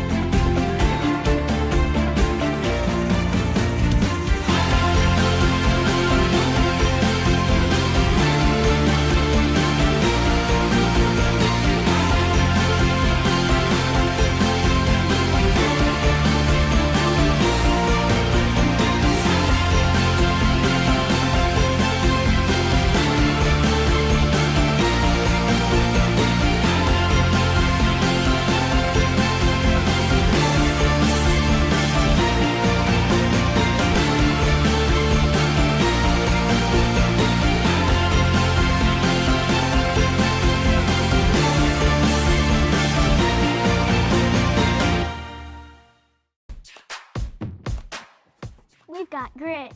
In the classroom. And on the field. We're making waves in here. And out there. We're thinkers. Dreamers. Innovators. And doers. And we're funny too. We build robots. Light up the stage. And lead in our community. Cabot Public Schools. More than a school. More opportunities. More for every student.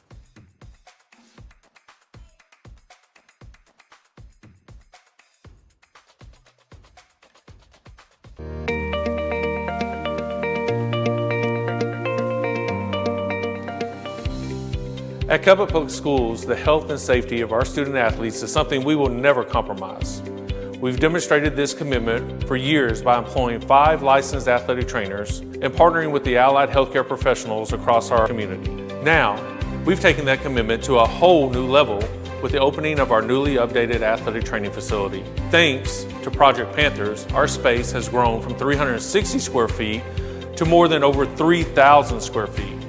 This new state-of-the-art clinic features advanced technologies such as cold laser, infrared therapy to help speed up recovery, hot and cold tubs to manage soreness and prevent injuries, cold compression modalities, musculoskeletal ultrasound for acute injury diagnosis, and we're the first high school to have a zero-gravity treadmill by Boost. This treadmill allows athletes to safely return to activity while reducing stress on their low back and their lower extremities. By investing in this new equipment and in the professionals to use it, we're not only enhancing the athletic performance, but also prioritizing the long-term health care and well-being of our student athletes. They now have access to the same level of care found at collegiate and professional levels, ensuring that they can train, compete, and recover at their very best right here at Cabot. And for our families, this means peace of mind, knowing that their children receive top quality care at no extra cost. That's a saving for parents and a huge advantage for our students. This commitment allows Cabot Public Schools to continue to be the leader in athletic health care at the secondary school level. As always, go Panthers.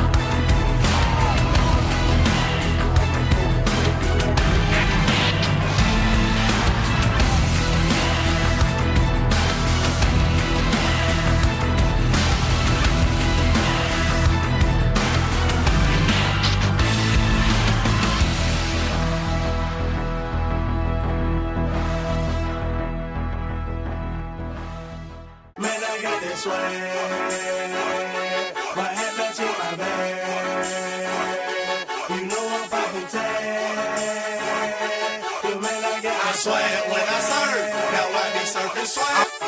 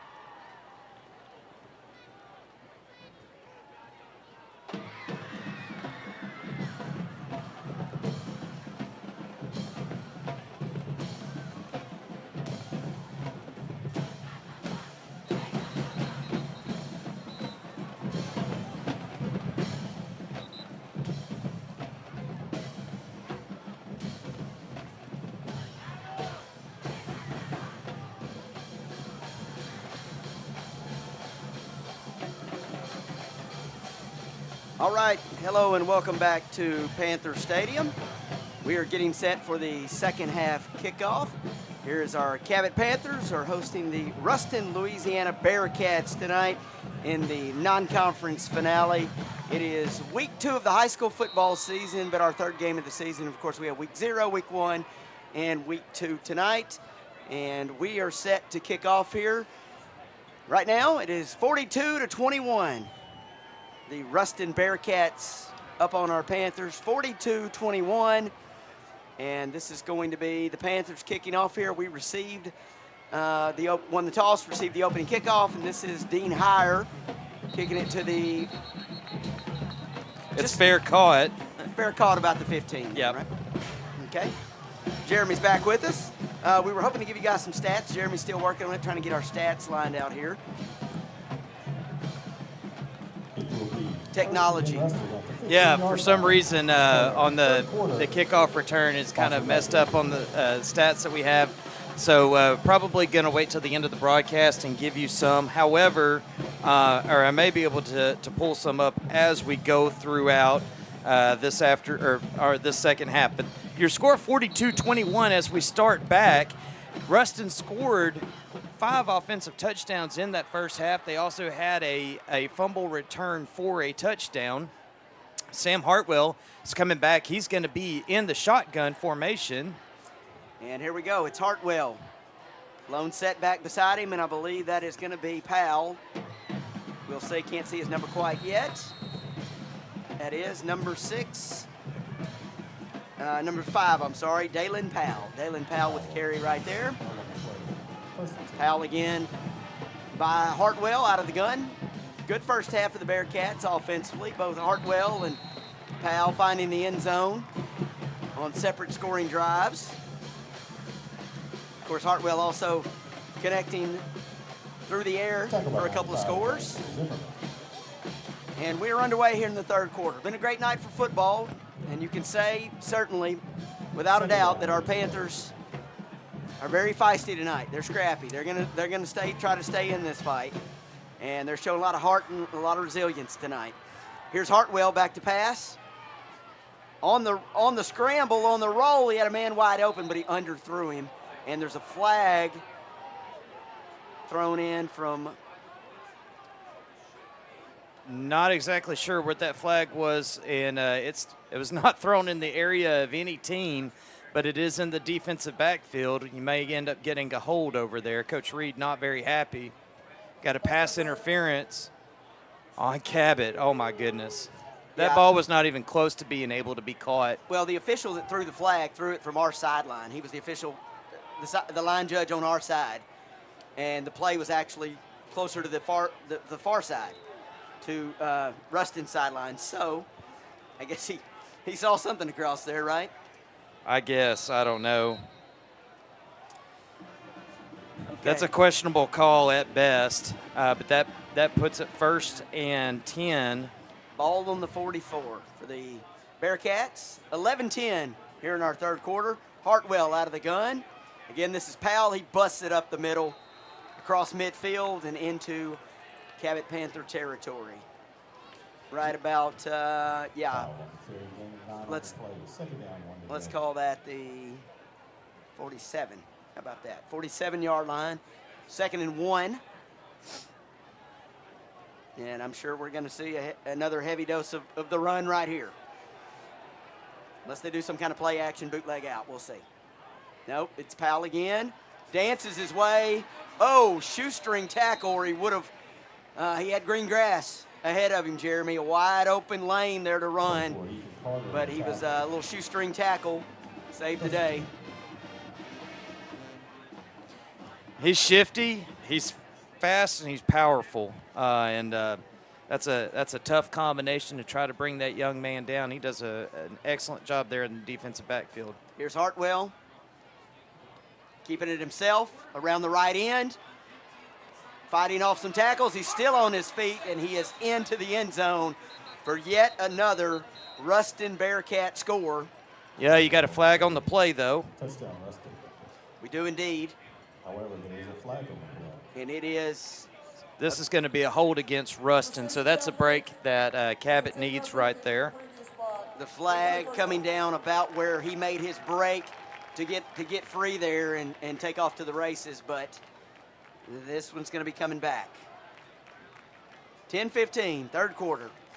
Again, 42-21 here at Panther Stadium. The non-conference finale. Our Panthers 0-2, looking for their first win of the season. The Bearcats coming in 1-0.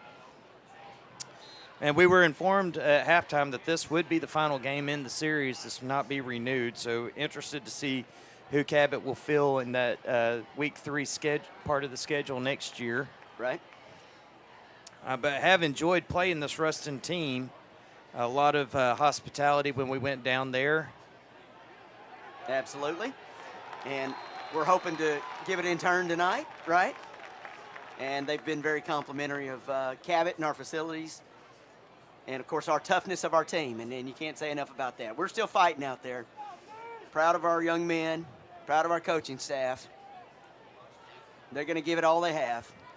Jeremiah Green was on that carry, and that tackle for a loss by Bryce Moore. That's going to bring up a second and about 20. They're calling it 21 on the board, Jeremy. Ball at the 40. That's Powell, I believe. A little swing pass there to Dalen Powell. Man, he's a really, really talented running back.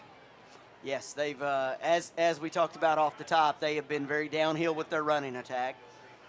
They even had one of their scoring series, just a boatload of runs, run after run after run. I mean, just forcefully saying, meet us at the line of scrimmage and let's go head to head. Let's make some noise. There we go, a 3rd and 3. They're going to go in I formation. Watch out for that fullback dive.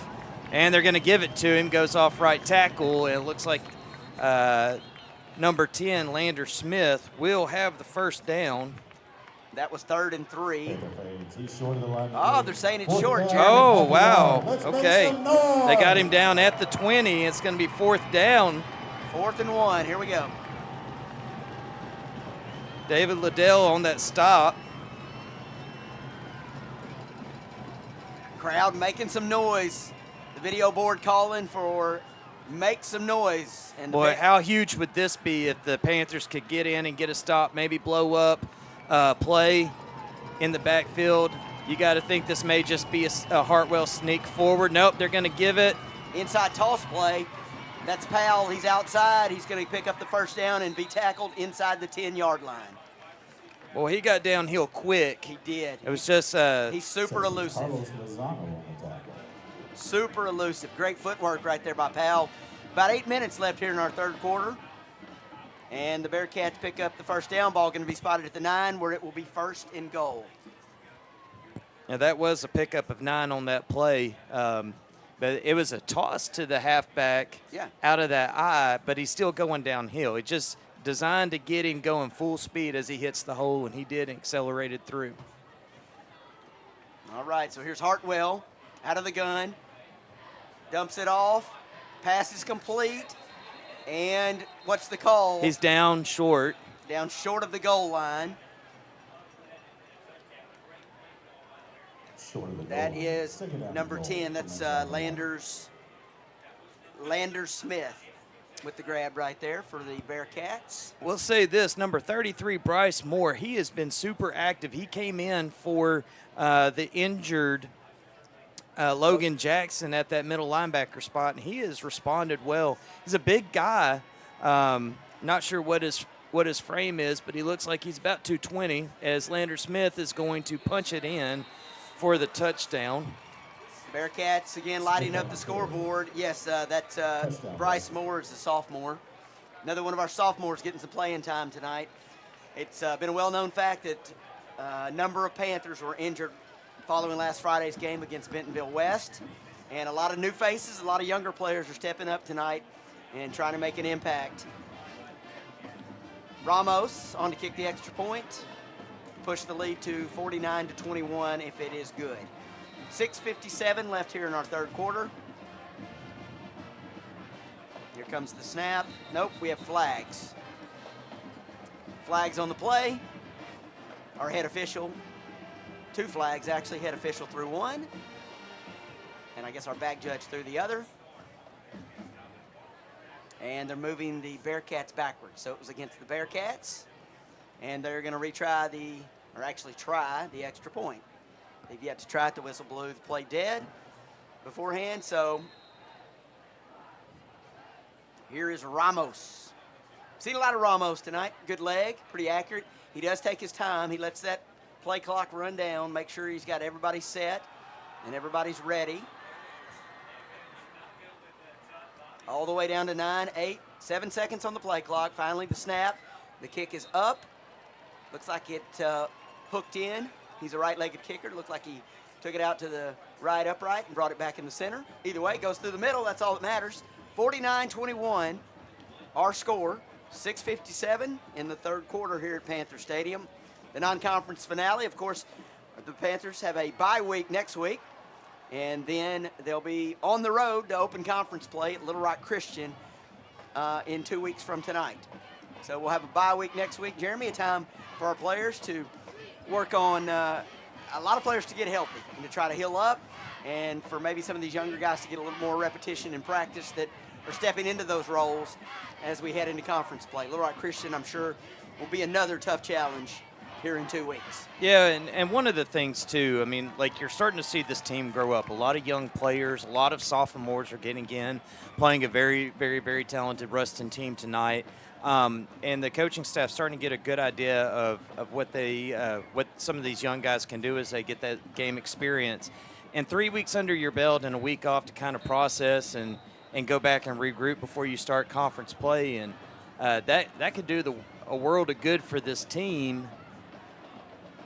And there's some winnable games in the conference. Here's the kick. Here's the return. I believe it's Jalen Hart. It is. Jalen Hart wrestled out of bounds. Around somewhere. It's hard to see because the Panther players were guarding the sideline there. We'll call it about the 25 or so. They say the 27. 1st and 10. Ball on the 27, and that's where our Panthers will take over here on offense. As we roll on here in the third quarter. Oh, we got an injured Panther. Yes, that's not a good sign. But he hops up fairly quickly on his own wheel, bouncing around. It was number 31, Christopher Fowler, the H-back. We need him. We do absolutely need. He has thrown some key blocks tonight, made some big plays for this Cabot offense, and you don't want to lose that young man for too long. Hopefully it's just a nick where he can get back out there. Yeah. Offense huddled up. Coach Reed directing the offense here. Coach Jackson, Hunter Jackson, our offensive line coach, out there with Coach Reed as well. Getting these guys lined out as our offense sets here. We're going to have 3 receivers to the top. To Maddox McCrory's left, our senior quarterback. Cooper Powell stands to his right. And it looks like Tatum maybe at the bottom of the screen. Aiden Tatum, senior receiver. And there's Powell. Then inside run. He's definitely going to get his touches tonight. Key cornerstone of our offense. Scored on a Wildcat touchdown run earlier tonight in our first half of play. Certainly a key cog in our offensive wheel here. He had, going into this drive, 13 carries, 54 yards, and 1 touchdown. His longest was a 12-yard run. Looks like he picked up 2 there, brings up 2nd and 8. Ball on the 28. Maddox flips it out to Cooper Powell. Cooper Powell manages to stay on his feet, dance for a few more yards. And that's going to be a first down. Panthers on the move here with 6:10 remaining in our third quarter.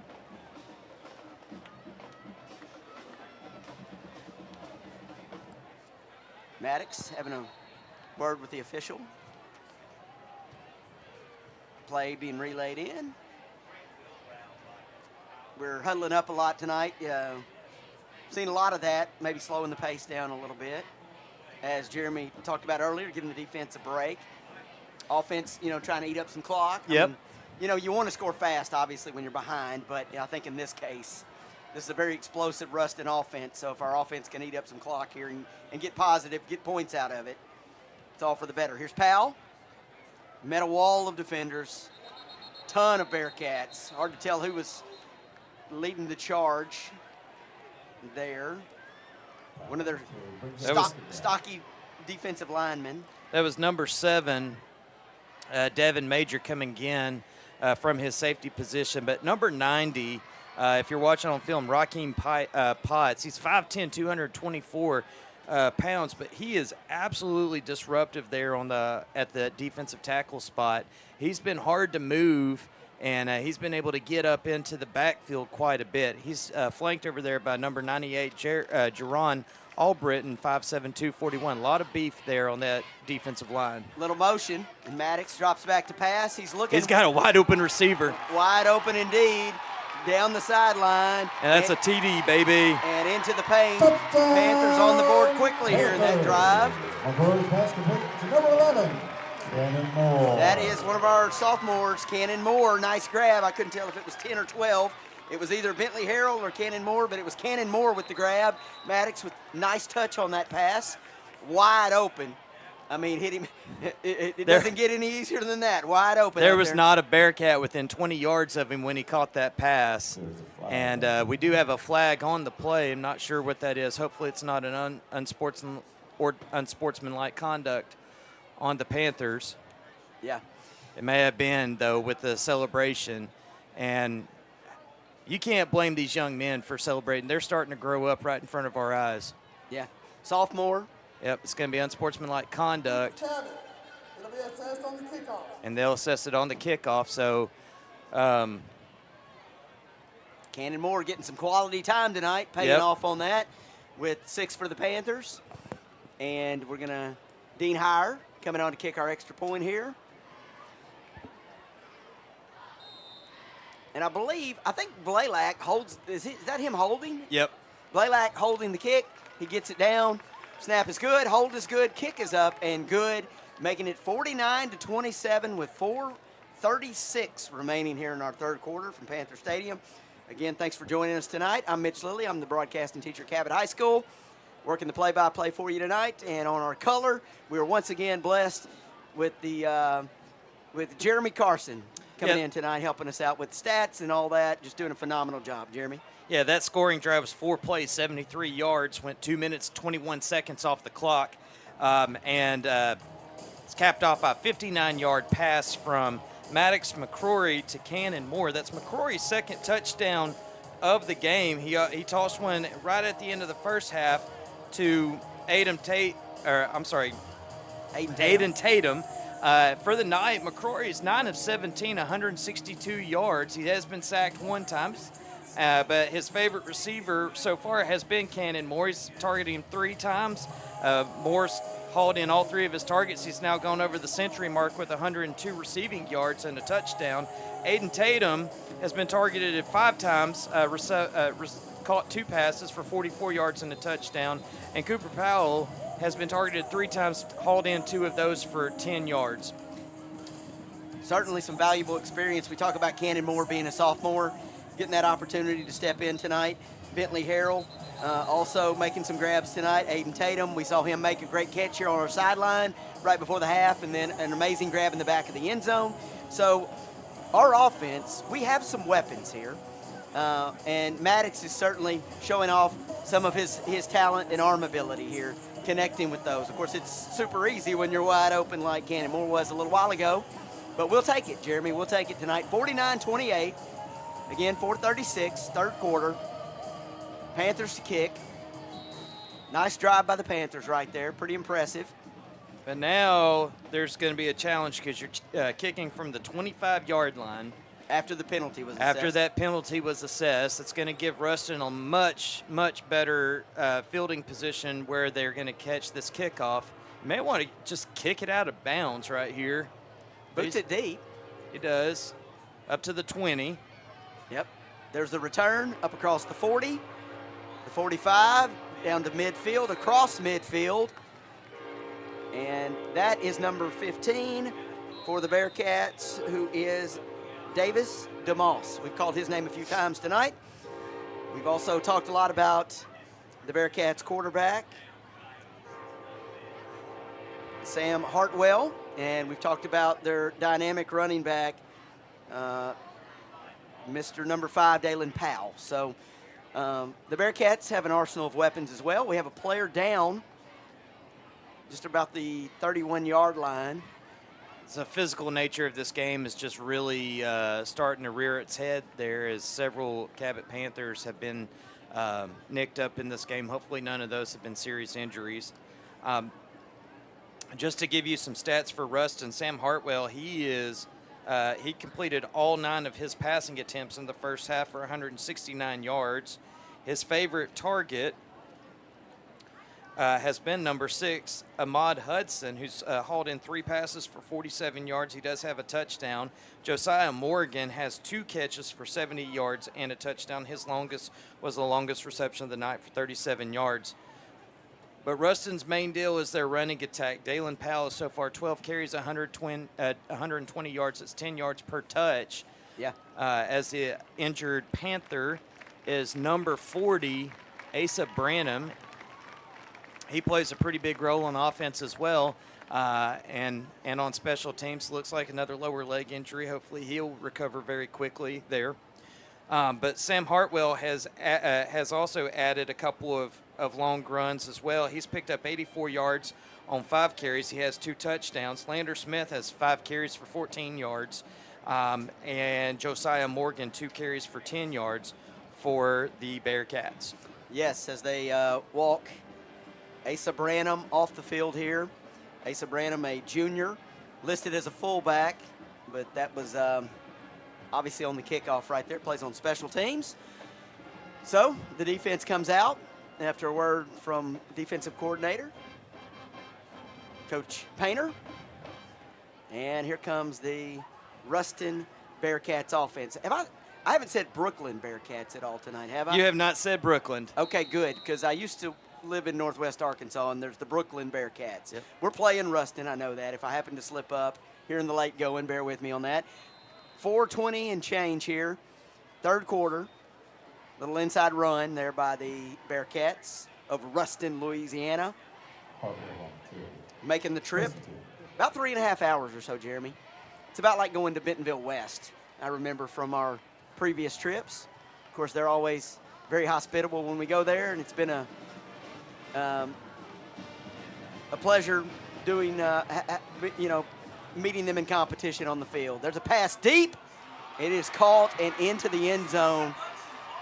Wow. That was the big tight end, Ahmad Hudson, on the other end of that one. The Hartwell pass, nice throw, great catch.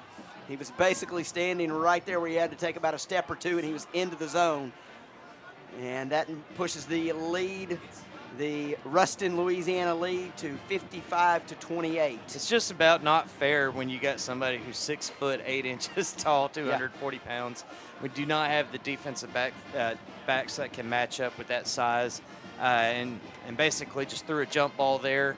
Hudson high points it and just taps into the end zone there for the touchdown. So many weapons on this Bearcats team. Yep, Ramos to add the extra point to make it 56-28 with 4:02 here in our third quarter play. Rustin very quick on the offensive attack right there, not wasting much time as Hartwell went up top to the big 6 foot 8 tight end. Hudson there, Ahmad Hudson. That was lost my place here. Anyways, great throw and catch by the Bearcats as they extend their lead here. We'll see if the Panthers can go back down and score. It's been a, we're 28 points. I'm happy with that, Jeremy. Well, I've seen a lot of weapons, and we're playing a lot of younger guys. So. 28 points, 21 of those coming from the offense. That's a season high so far.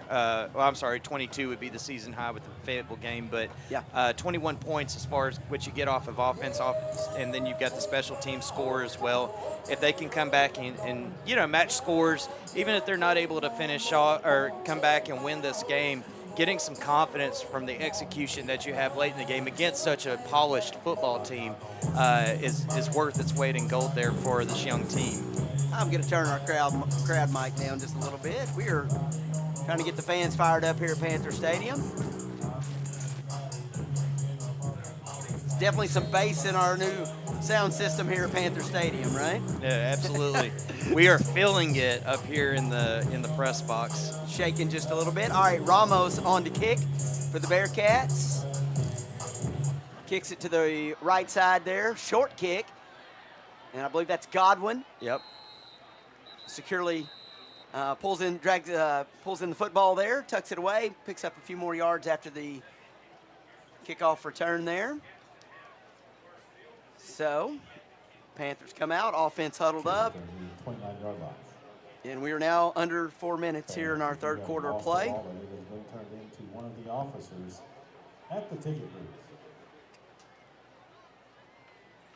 Still a good crowd here at Panther Stadium. Our fans, you have to say, they're faithful. They stick with our program. They stick with our players and our coaches. And we obviously do too.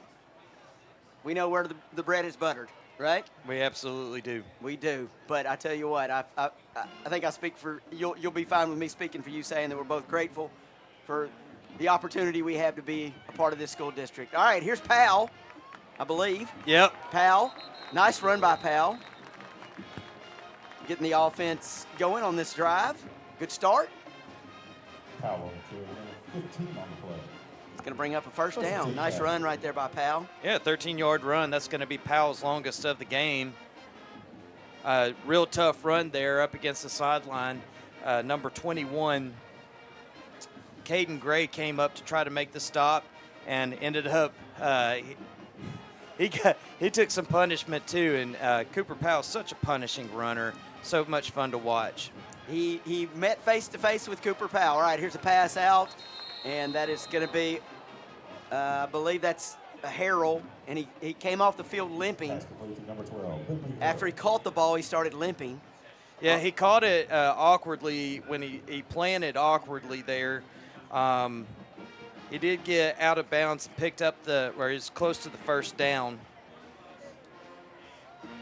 Nice catch nonetheless, but he is down. Maybe it's just a cramp. We're hoping it's just a cramp. I'm thinking it's a cramp. Athletic training crew,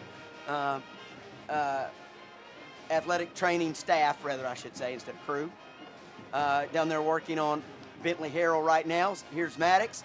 He's going to hand off to Davenport. That was Davenport on the carry. Braden Davenport has made an impact the last few weeks, working as a 1-2 punch with Cooper Powell, and we've seen him a few times tonight. Probably not as much as we have maybe last week per se, but again, there's a touch for him and a run. Going to bring up 3rd and 3, ball at midfield on the 50-yard line. Keegan Goldsmith, the senior defensive tackle, 5'7", 221, really disrupted that run. Again, so much talent up there on that defensive front. Possession down here for the Panthers. There's Maddox. He's looking and finding, I think that's Tatum. It is Tatum. Aiden Tatum with the grab right around the 40. And that's going to bring up a first down for the Panthers. Nice throw and catch right there. First down catch. I have no complaints with Maddox's arm. Maddox can sling the football. And he's got great chemistry with his receivers as well. And it looks like, he distributes the ball to a lot of different receivers, a lot of different guys touching the football tonight. And that bodes well when you have some depth there at those skill positions. Variety. It's like how I like my seafood in a buffet variety, right? Yep. Okay. So here's Maddox out of the gun on the right got hash. A false start there, on that guard. He's anticipating that pull and just got going just a little bit too fast. That's going to put the Panthers back 5 yards here.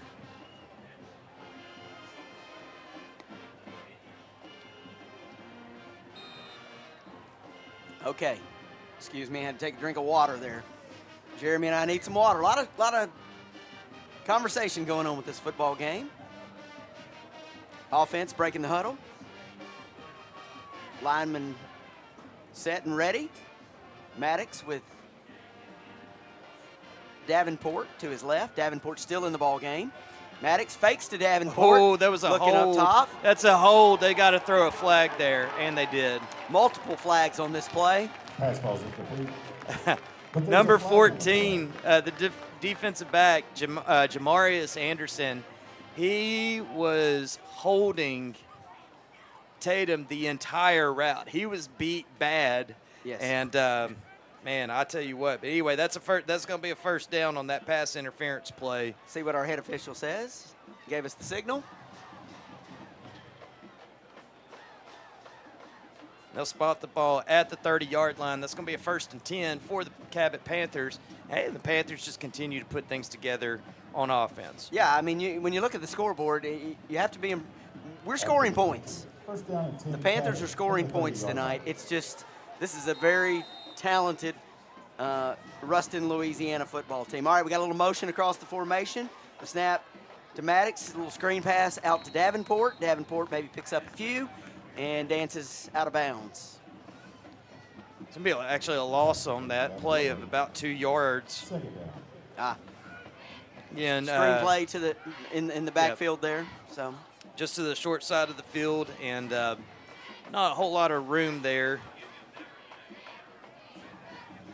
All right, so that's going to bring up 2nd and 13. Jeremy's right. Loss of yards on that play. Ball on the 33. Maddox in the gun. 3 receivers to the top. And looks like Aiden Tatum here at the bottom. He fakes going deep over the middle. There is a receiver, but it's overthrown just by a touch. Maybe a step or two. Overthrown. That one was really good coverage on that play. I think that was intended for Cannon Moore again, right? It was. Really good coverage there by number 7, Devin Major. We've called his name a number of times tonight. There was actually number 31, Christopher Fowler, who was on that route. He was covered up there, but that's going to bring up a 3rd and 13. 3rd and 13, ball on the 33. We're under 2 minutes here in the 3rd quarter from Panther Stadium. Thanks for joining us tonight on YouTube at Cabot High School Television for Cabot Panther football. And Cabot's going to call a timeout here. It's going to be Cabot's first timeout of the 2nd half. Coach Reed going to talk it over.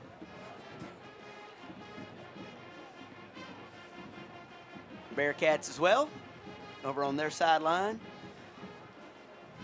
We're going to try to shore up their defense, and our offense will try to work some magic right here and see if we can find the end zone once again tonight. I do want to do a quick shout out to our high school volleyball team. Last night going on the road and defeating the defending state champ Conway the Lady Wampus Cats 3 sets to 1. Good, nice. That was the first time that Cabot had beaten Conway in volleyball in quite a long time. I talked with Coach Anna Robertson this morning and Coach Cindy McCrory also, and they were truly excited. Coach Robertson didn't sleep much last night after the win, but if you get a chance to see those young ladies, it's a very talented squad. They're going to be playing at Little Rock Christian tomorrow, and they'll get to another rematch against Bentonville, who's the top team coming out of the West. They split with them a couple weeks ago in a tournament as well. This volleyball team, they could be making some noise come state tournament time at the end of October. That's right, and I believe we host the state tournament this year, don't we? We do. So there we go. So that's definitely an advantage. All right, here's Maddox out of the gun again, dropping back, pressure, heavy pressure. Oh, intercepted. Pass is intercepted by number 4. That is Prince Marcus, I believe. Nope, I'm sorry. That is Aiden Adams, the linebacker for the Bearcats, with the interception. Maddox under heavy pressure right there. The Bearcats with the blitz. He dropped back and it looked clean, and then there comes the pressure. And certainly turnovers have been the issue the last 2 weeks, the first 2 weeks of the season. And it's been a pretty clean game thus far, but that was certainly disappointing, to say the least, there for our offense. And the Bearcats will come back out. Minute 49, 3rd quarter, 56-28 is our score.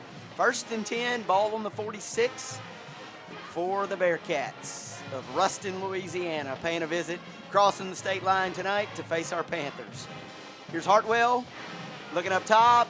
Nobody there. Might have been a miscommunication between Hartwell and his receiver. That's his first incompletion of the game. Wow. Really? Yeah, he's been.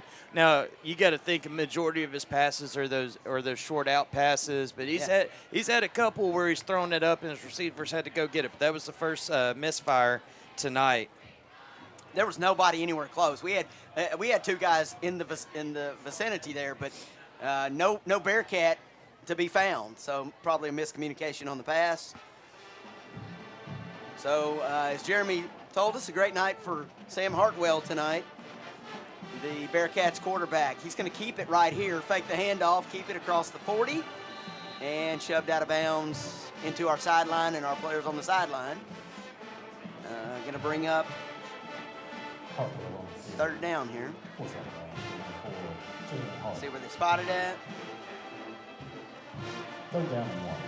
Third down and a couple here. They're going to call it third down and 1 on the scoreboard here at Panther Stadium. Ball on the 37. Cabot Panther Band over there. Cabot High School Band. You can hear them, I think, faintly in the background there. Keeping the atmosphere going. Trying to encourage our defense here on this possession down. 3rd and 1. Hartwell under center. Hands off to Powell. He's undercut, but I believe he fell forward enough. We'll see if he got enough. I do believe he did for the first down. Yes, he did. Ball going to be spotted on the 34, 1st and 10. And we've got about a minute and a half here in our third quarter of play.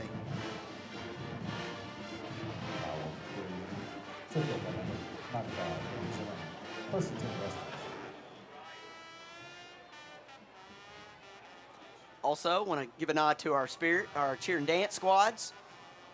They compete all night, cheer for us all night for our team. All right, there's another Panther score, or Bearcat score. Bearcats on the move right there, wasting little time getting into the end zone. That is, again, Powell, number 5. Touchdown, Rustin. Great run, bounced to the outside, strolls in. Rustin with their traditional red helmets with the R on it. They kind of look like the Rutgers Scarlet Knights, don't they? That's kind of what it reminds me of, with the R on there, on their helmet. Powell in for another score. He's had a great night. And we've hit the 60-point mark for the Bearcats, 62-28. And Ramos has had a busy night of kicking extra points. He's on again for another chip shot right here. Takes his time, as I've said. Not in any hurry. That is up, and that is good. Looked like he flirted a little bit with the left upright, but he snuck it in. Snuck it inside the left upright.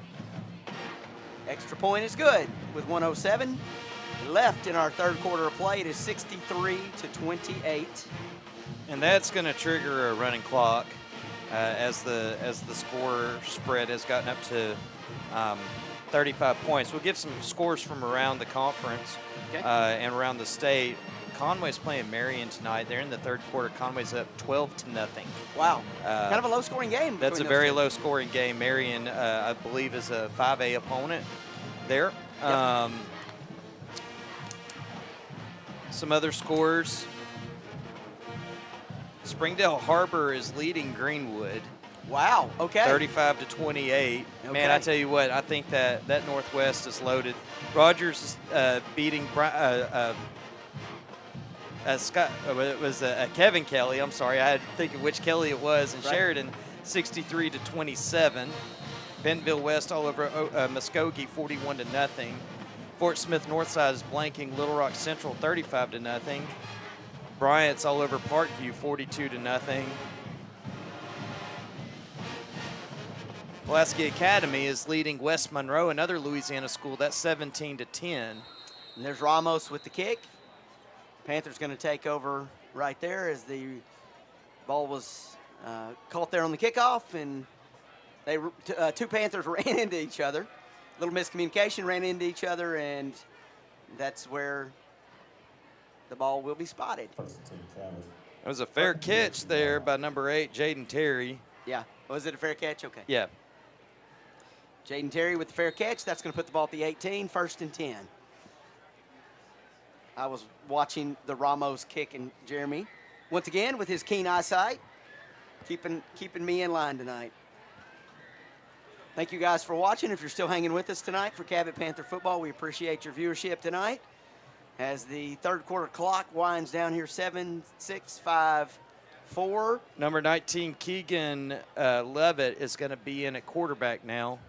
Handoff, running play, and that's going to bring us bring the third quarter to a close here. 63-28 the score after 3 quarters as we head to our fourth and final quarter of football tonight. We're starting to see, as Jeremy pointed out, some new faces tonight. We've seen a lot of new faces already, and some new faces make some big plays, getting some valuable playing time, some valuable opportunity here, unfortunately due to some key injuries. But some younger players, there's nothing like playing time, Jeremy. That's the most, it's invaluable, right? Yeah, there's no substitute for game experience. And, you know, the one thing you can say tonight is this Cabot Panther squad hung with Rustin for quite a while. And it was just a couple of unfortunate events. You had the strip and the fumble return for a touchdown in the first quarter. That interception right there and that touchdown. But you know, the key takeaway is the offense has really looked good. They moved the ball on a pretty good defense, very solid defensive line, good defensive backfield. They've been able to move the ball, make some big completions. Aiden Tatum has had a game. He just balled out tonight. Yeah. Cooper Powell continues to just really impress with his hard running style. And you know, the thing is, you got to heal up, regroup, use this experience, and take it with you the rest of this season. All right, that's up the middle running play by the Panthers. That'd be Kylan Morris, number 25. All right. That's his second carry of the game. Kylan Morris took my broadcasting class last year. Great young man. Glad to see him get some reps tonight, get some touches. You're talking about healing up, resting up. The good news is we have a bye week next week, an open date. So that will allow us to hopefully get some players healthy, get some rest, and kind of work on our own, so to speak, as they like to say in the coaching world, work on ourselves. Yep.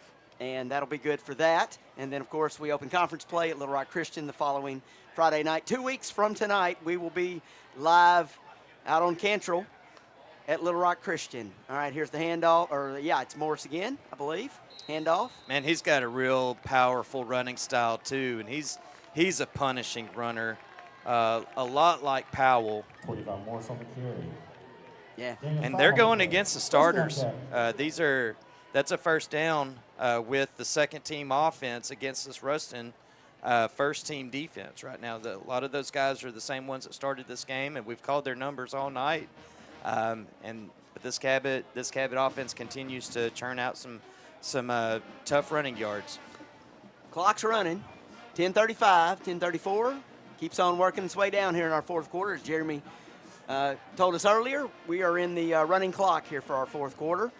There's another handoff to Morris. Kylan Morris. Met by a couple of Bearcat defenders right there. But he just keeps on pounding, and he's trying to pick up as much as he can, putting his head down, running hard for us. Kylan's got a stacked deck in front of him with Cooper Powell and Davenport. But he's been real impressive in the opportunities that he's had. And he ripped off several big runs against Fayetteville late in that game and made Coach Casey Dick pull his first team back out there because he didn't want to give up the touchdown there. We do have a flag on the play. Looks like it might be in either a false start, illegal formation, or maybe an offsides. You just never know. They killed the play. In high school football, they'll kill it on offsides. Let's see. 9:34 at night is the official time, and it's about 9:30 on the clock left here in our fourth quarter. As we conclude, work to the finish line here of our non-conference finale tonight. And that was a false start. This Rustin team, the first year we went there, we played them at Rustin. I believe it was 14-7 was the final. It was very close. It was a very close game. And the last three, maybe not so close. we say this is Levitt. Keegan Levitt in at quarterback, as Jeremy pointed out to us a little while ago, and that's him on the keeper right there. Ball's going to be, it's going to bring up third down here. Ball on the 25. Go to 1 on the play. Third down. Going to bring up third, and we're actually behind the sticks here. 3rd and 13 with 8:30 and counting. We got Levitt and Kylan Morris to his right. A couple of receivers at the bottom, receiver at the top. Again, it's another heavy dose of the run, and that is Morris again. Kylan met pretty quickly by the Bearcat defense.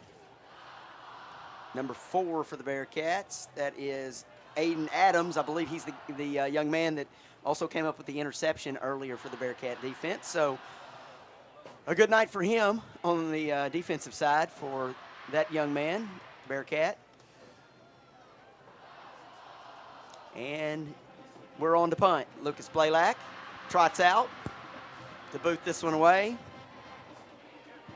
4th and 13, ball on the 25. I'd like to see Lucas just unleash and see how far he can kick it here. Not a lot of pressure tonight. He's had pretty good protection. I'd love to just see him boom one right here. Just boot one as far as he can. He's going to try. He did. He got a line drive there. That thing's going to take a big Cabot Panther bounce out of bounds. Yep. To around the 29-yard line. Yep. And the Bearcats will once again take over here. 63-28 our score. We are in the 4th quarter here at Panther Stadium.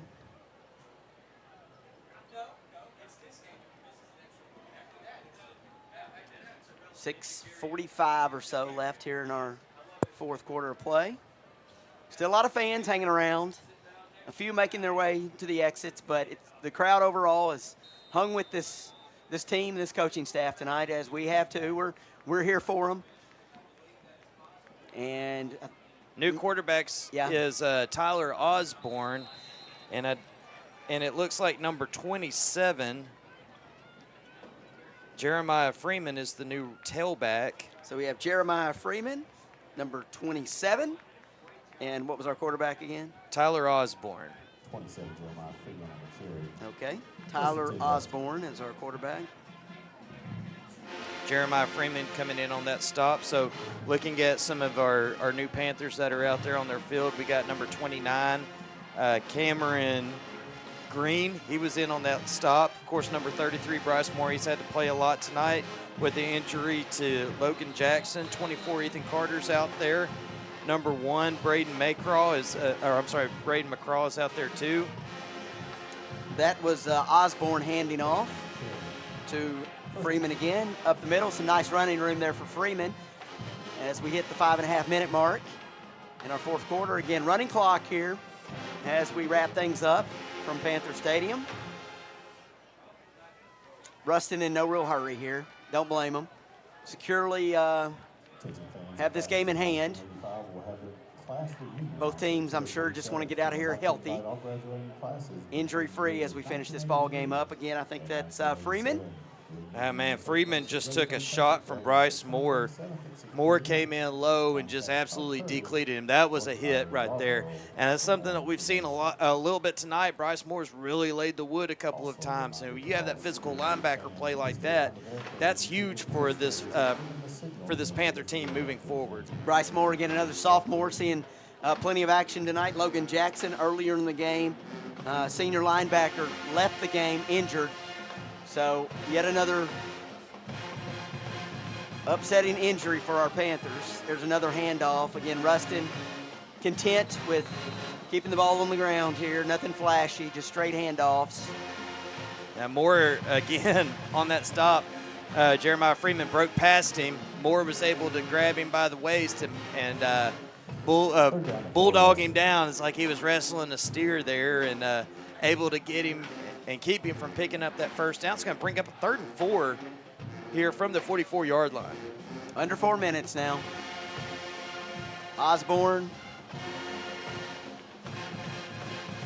Freeman directly behind him. Player in the slot. This is Freeman again, and he's going to pick up the first down there. Yeah, it was actually number 15, Davis DeMoss, on that carry. Okay. Coming in, a little hard to see some of those numbers down there, but. Well, you know my eyesight is not great, but I'm working on it. I'm trying to get better at it. Jeremy is spot on with tracking these numbers, of course, keeping the stats here for the team as well as helping us out tonight. Cameron Thompson was in on that stop. All right, again, under center, snap, handoff. That's going to be Jeremiah Freeman again. And he's going to be pulled down on that backside. Again, guess who? Bryce Moore. Bryce Moore, sophomore. Again, quality opportunity tonight for him. Quality reps. And of course, building for the future.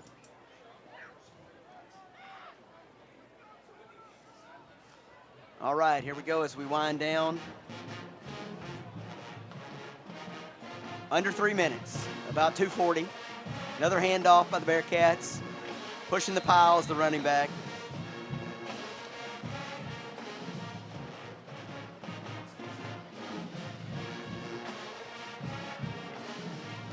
That was number 95, Grant Zimmerman, on the stop. That's going to be his second tackle of the night. Thank you, Jeremy. After that pickup of 6. It's going to bring up a 3rd and short, 3rd and 2. Ball on the 30. I'm making some notes here as we close out the ball game. DeMoss is going to be back in the backfield. Got a fullback leading the way here for DeMoss. He takes it, bounces it outside. He's untouched, down. What are they saying? He's down. He's down. Short of the goal line. At the 1.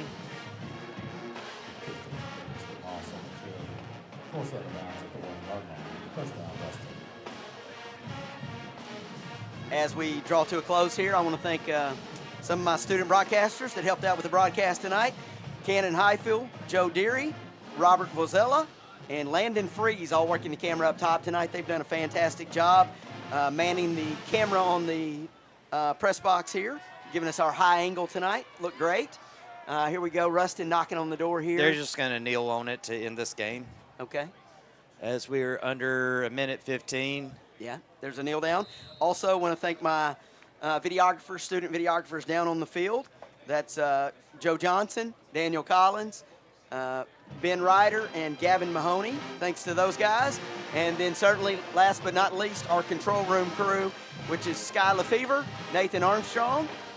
Caleb Bennett came in to help with replays tonight. Sky was our director. Nathan working our PTZ cameras on the track, field side.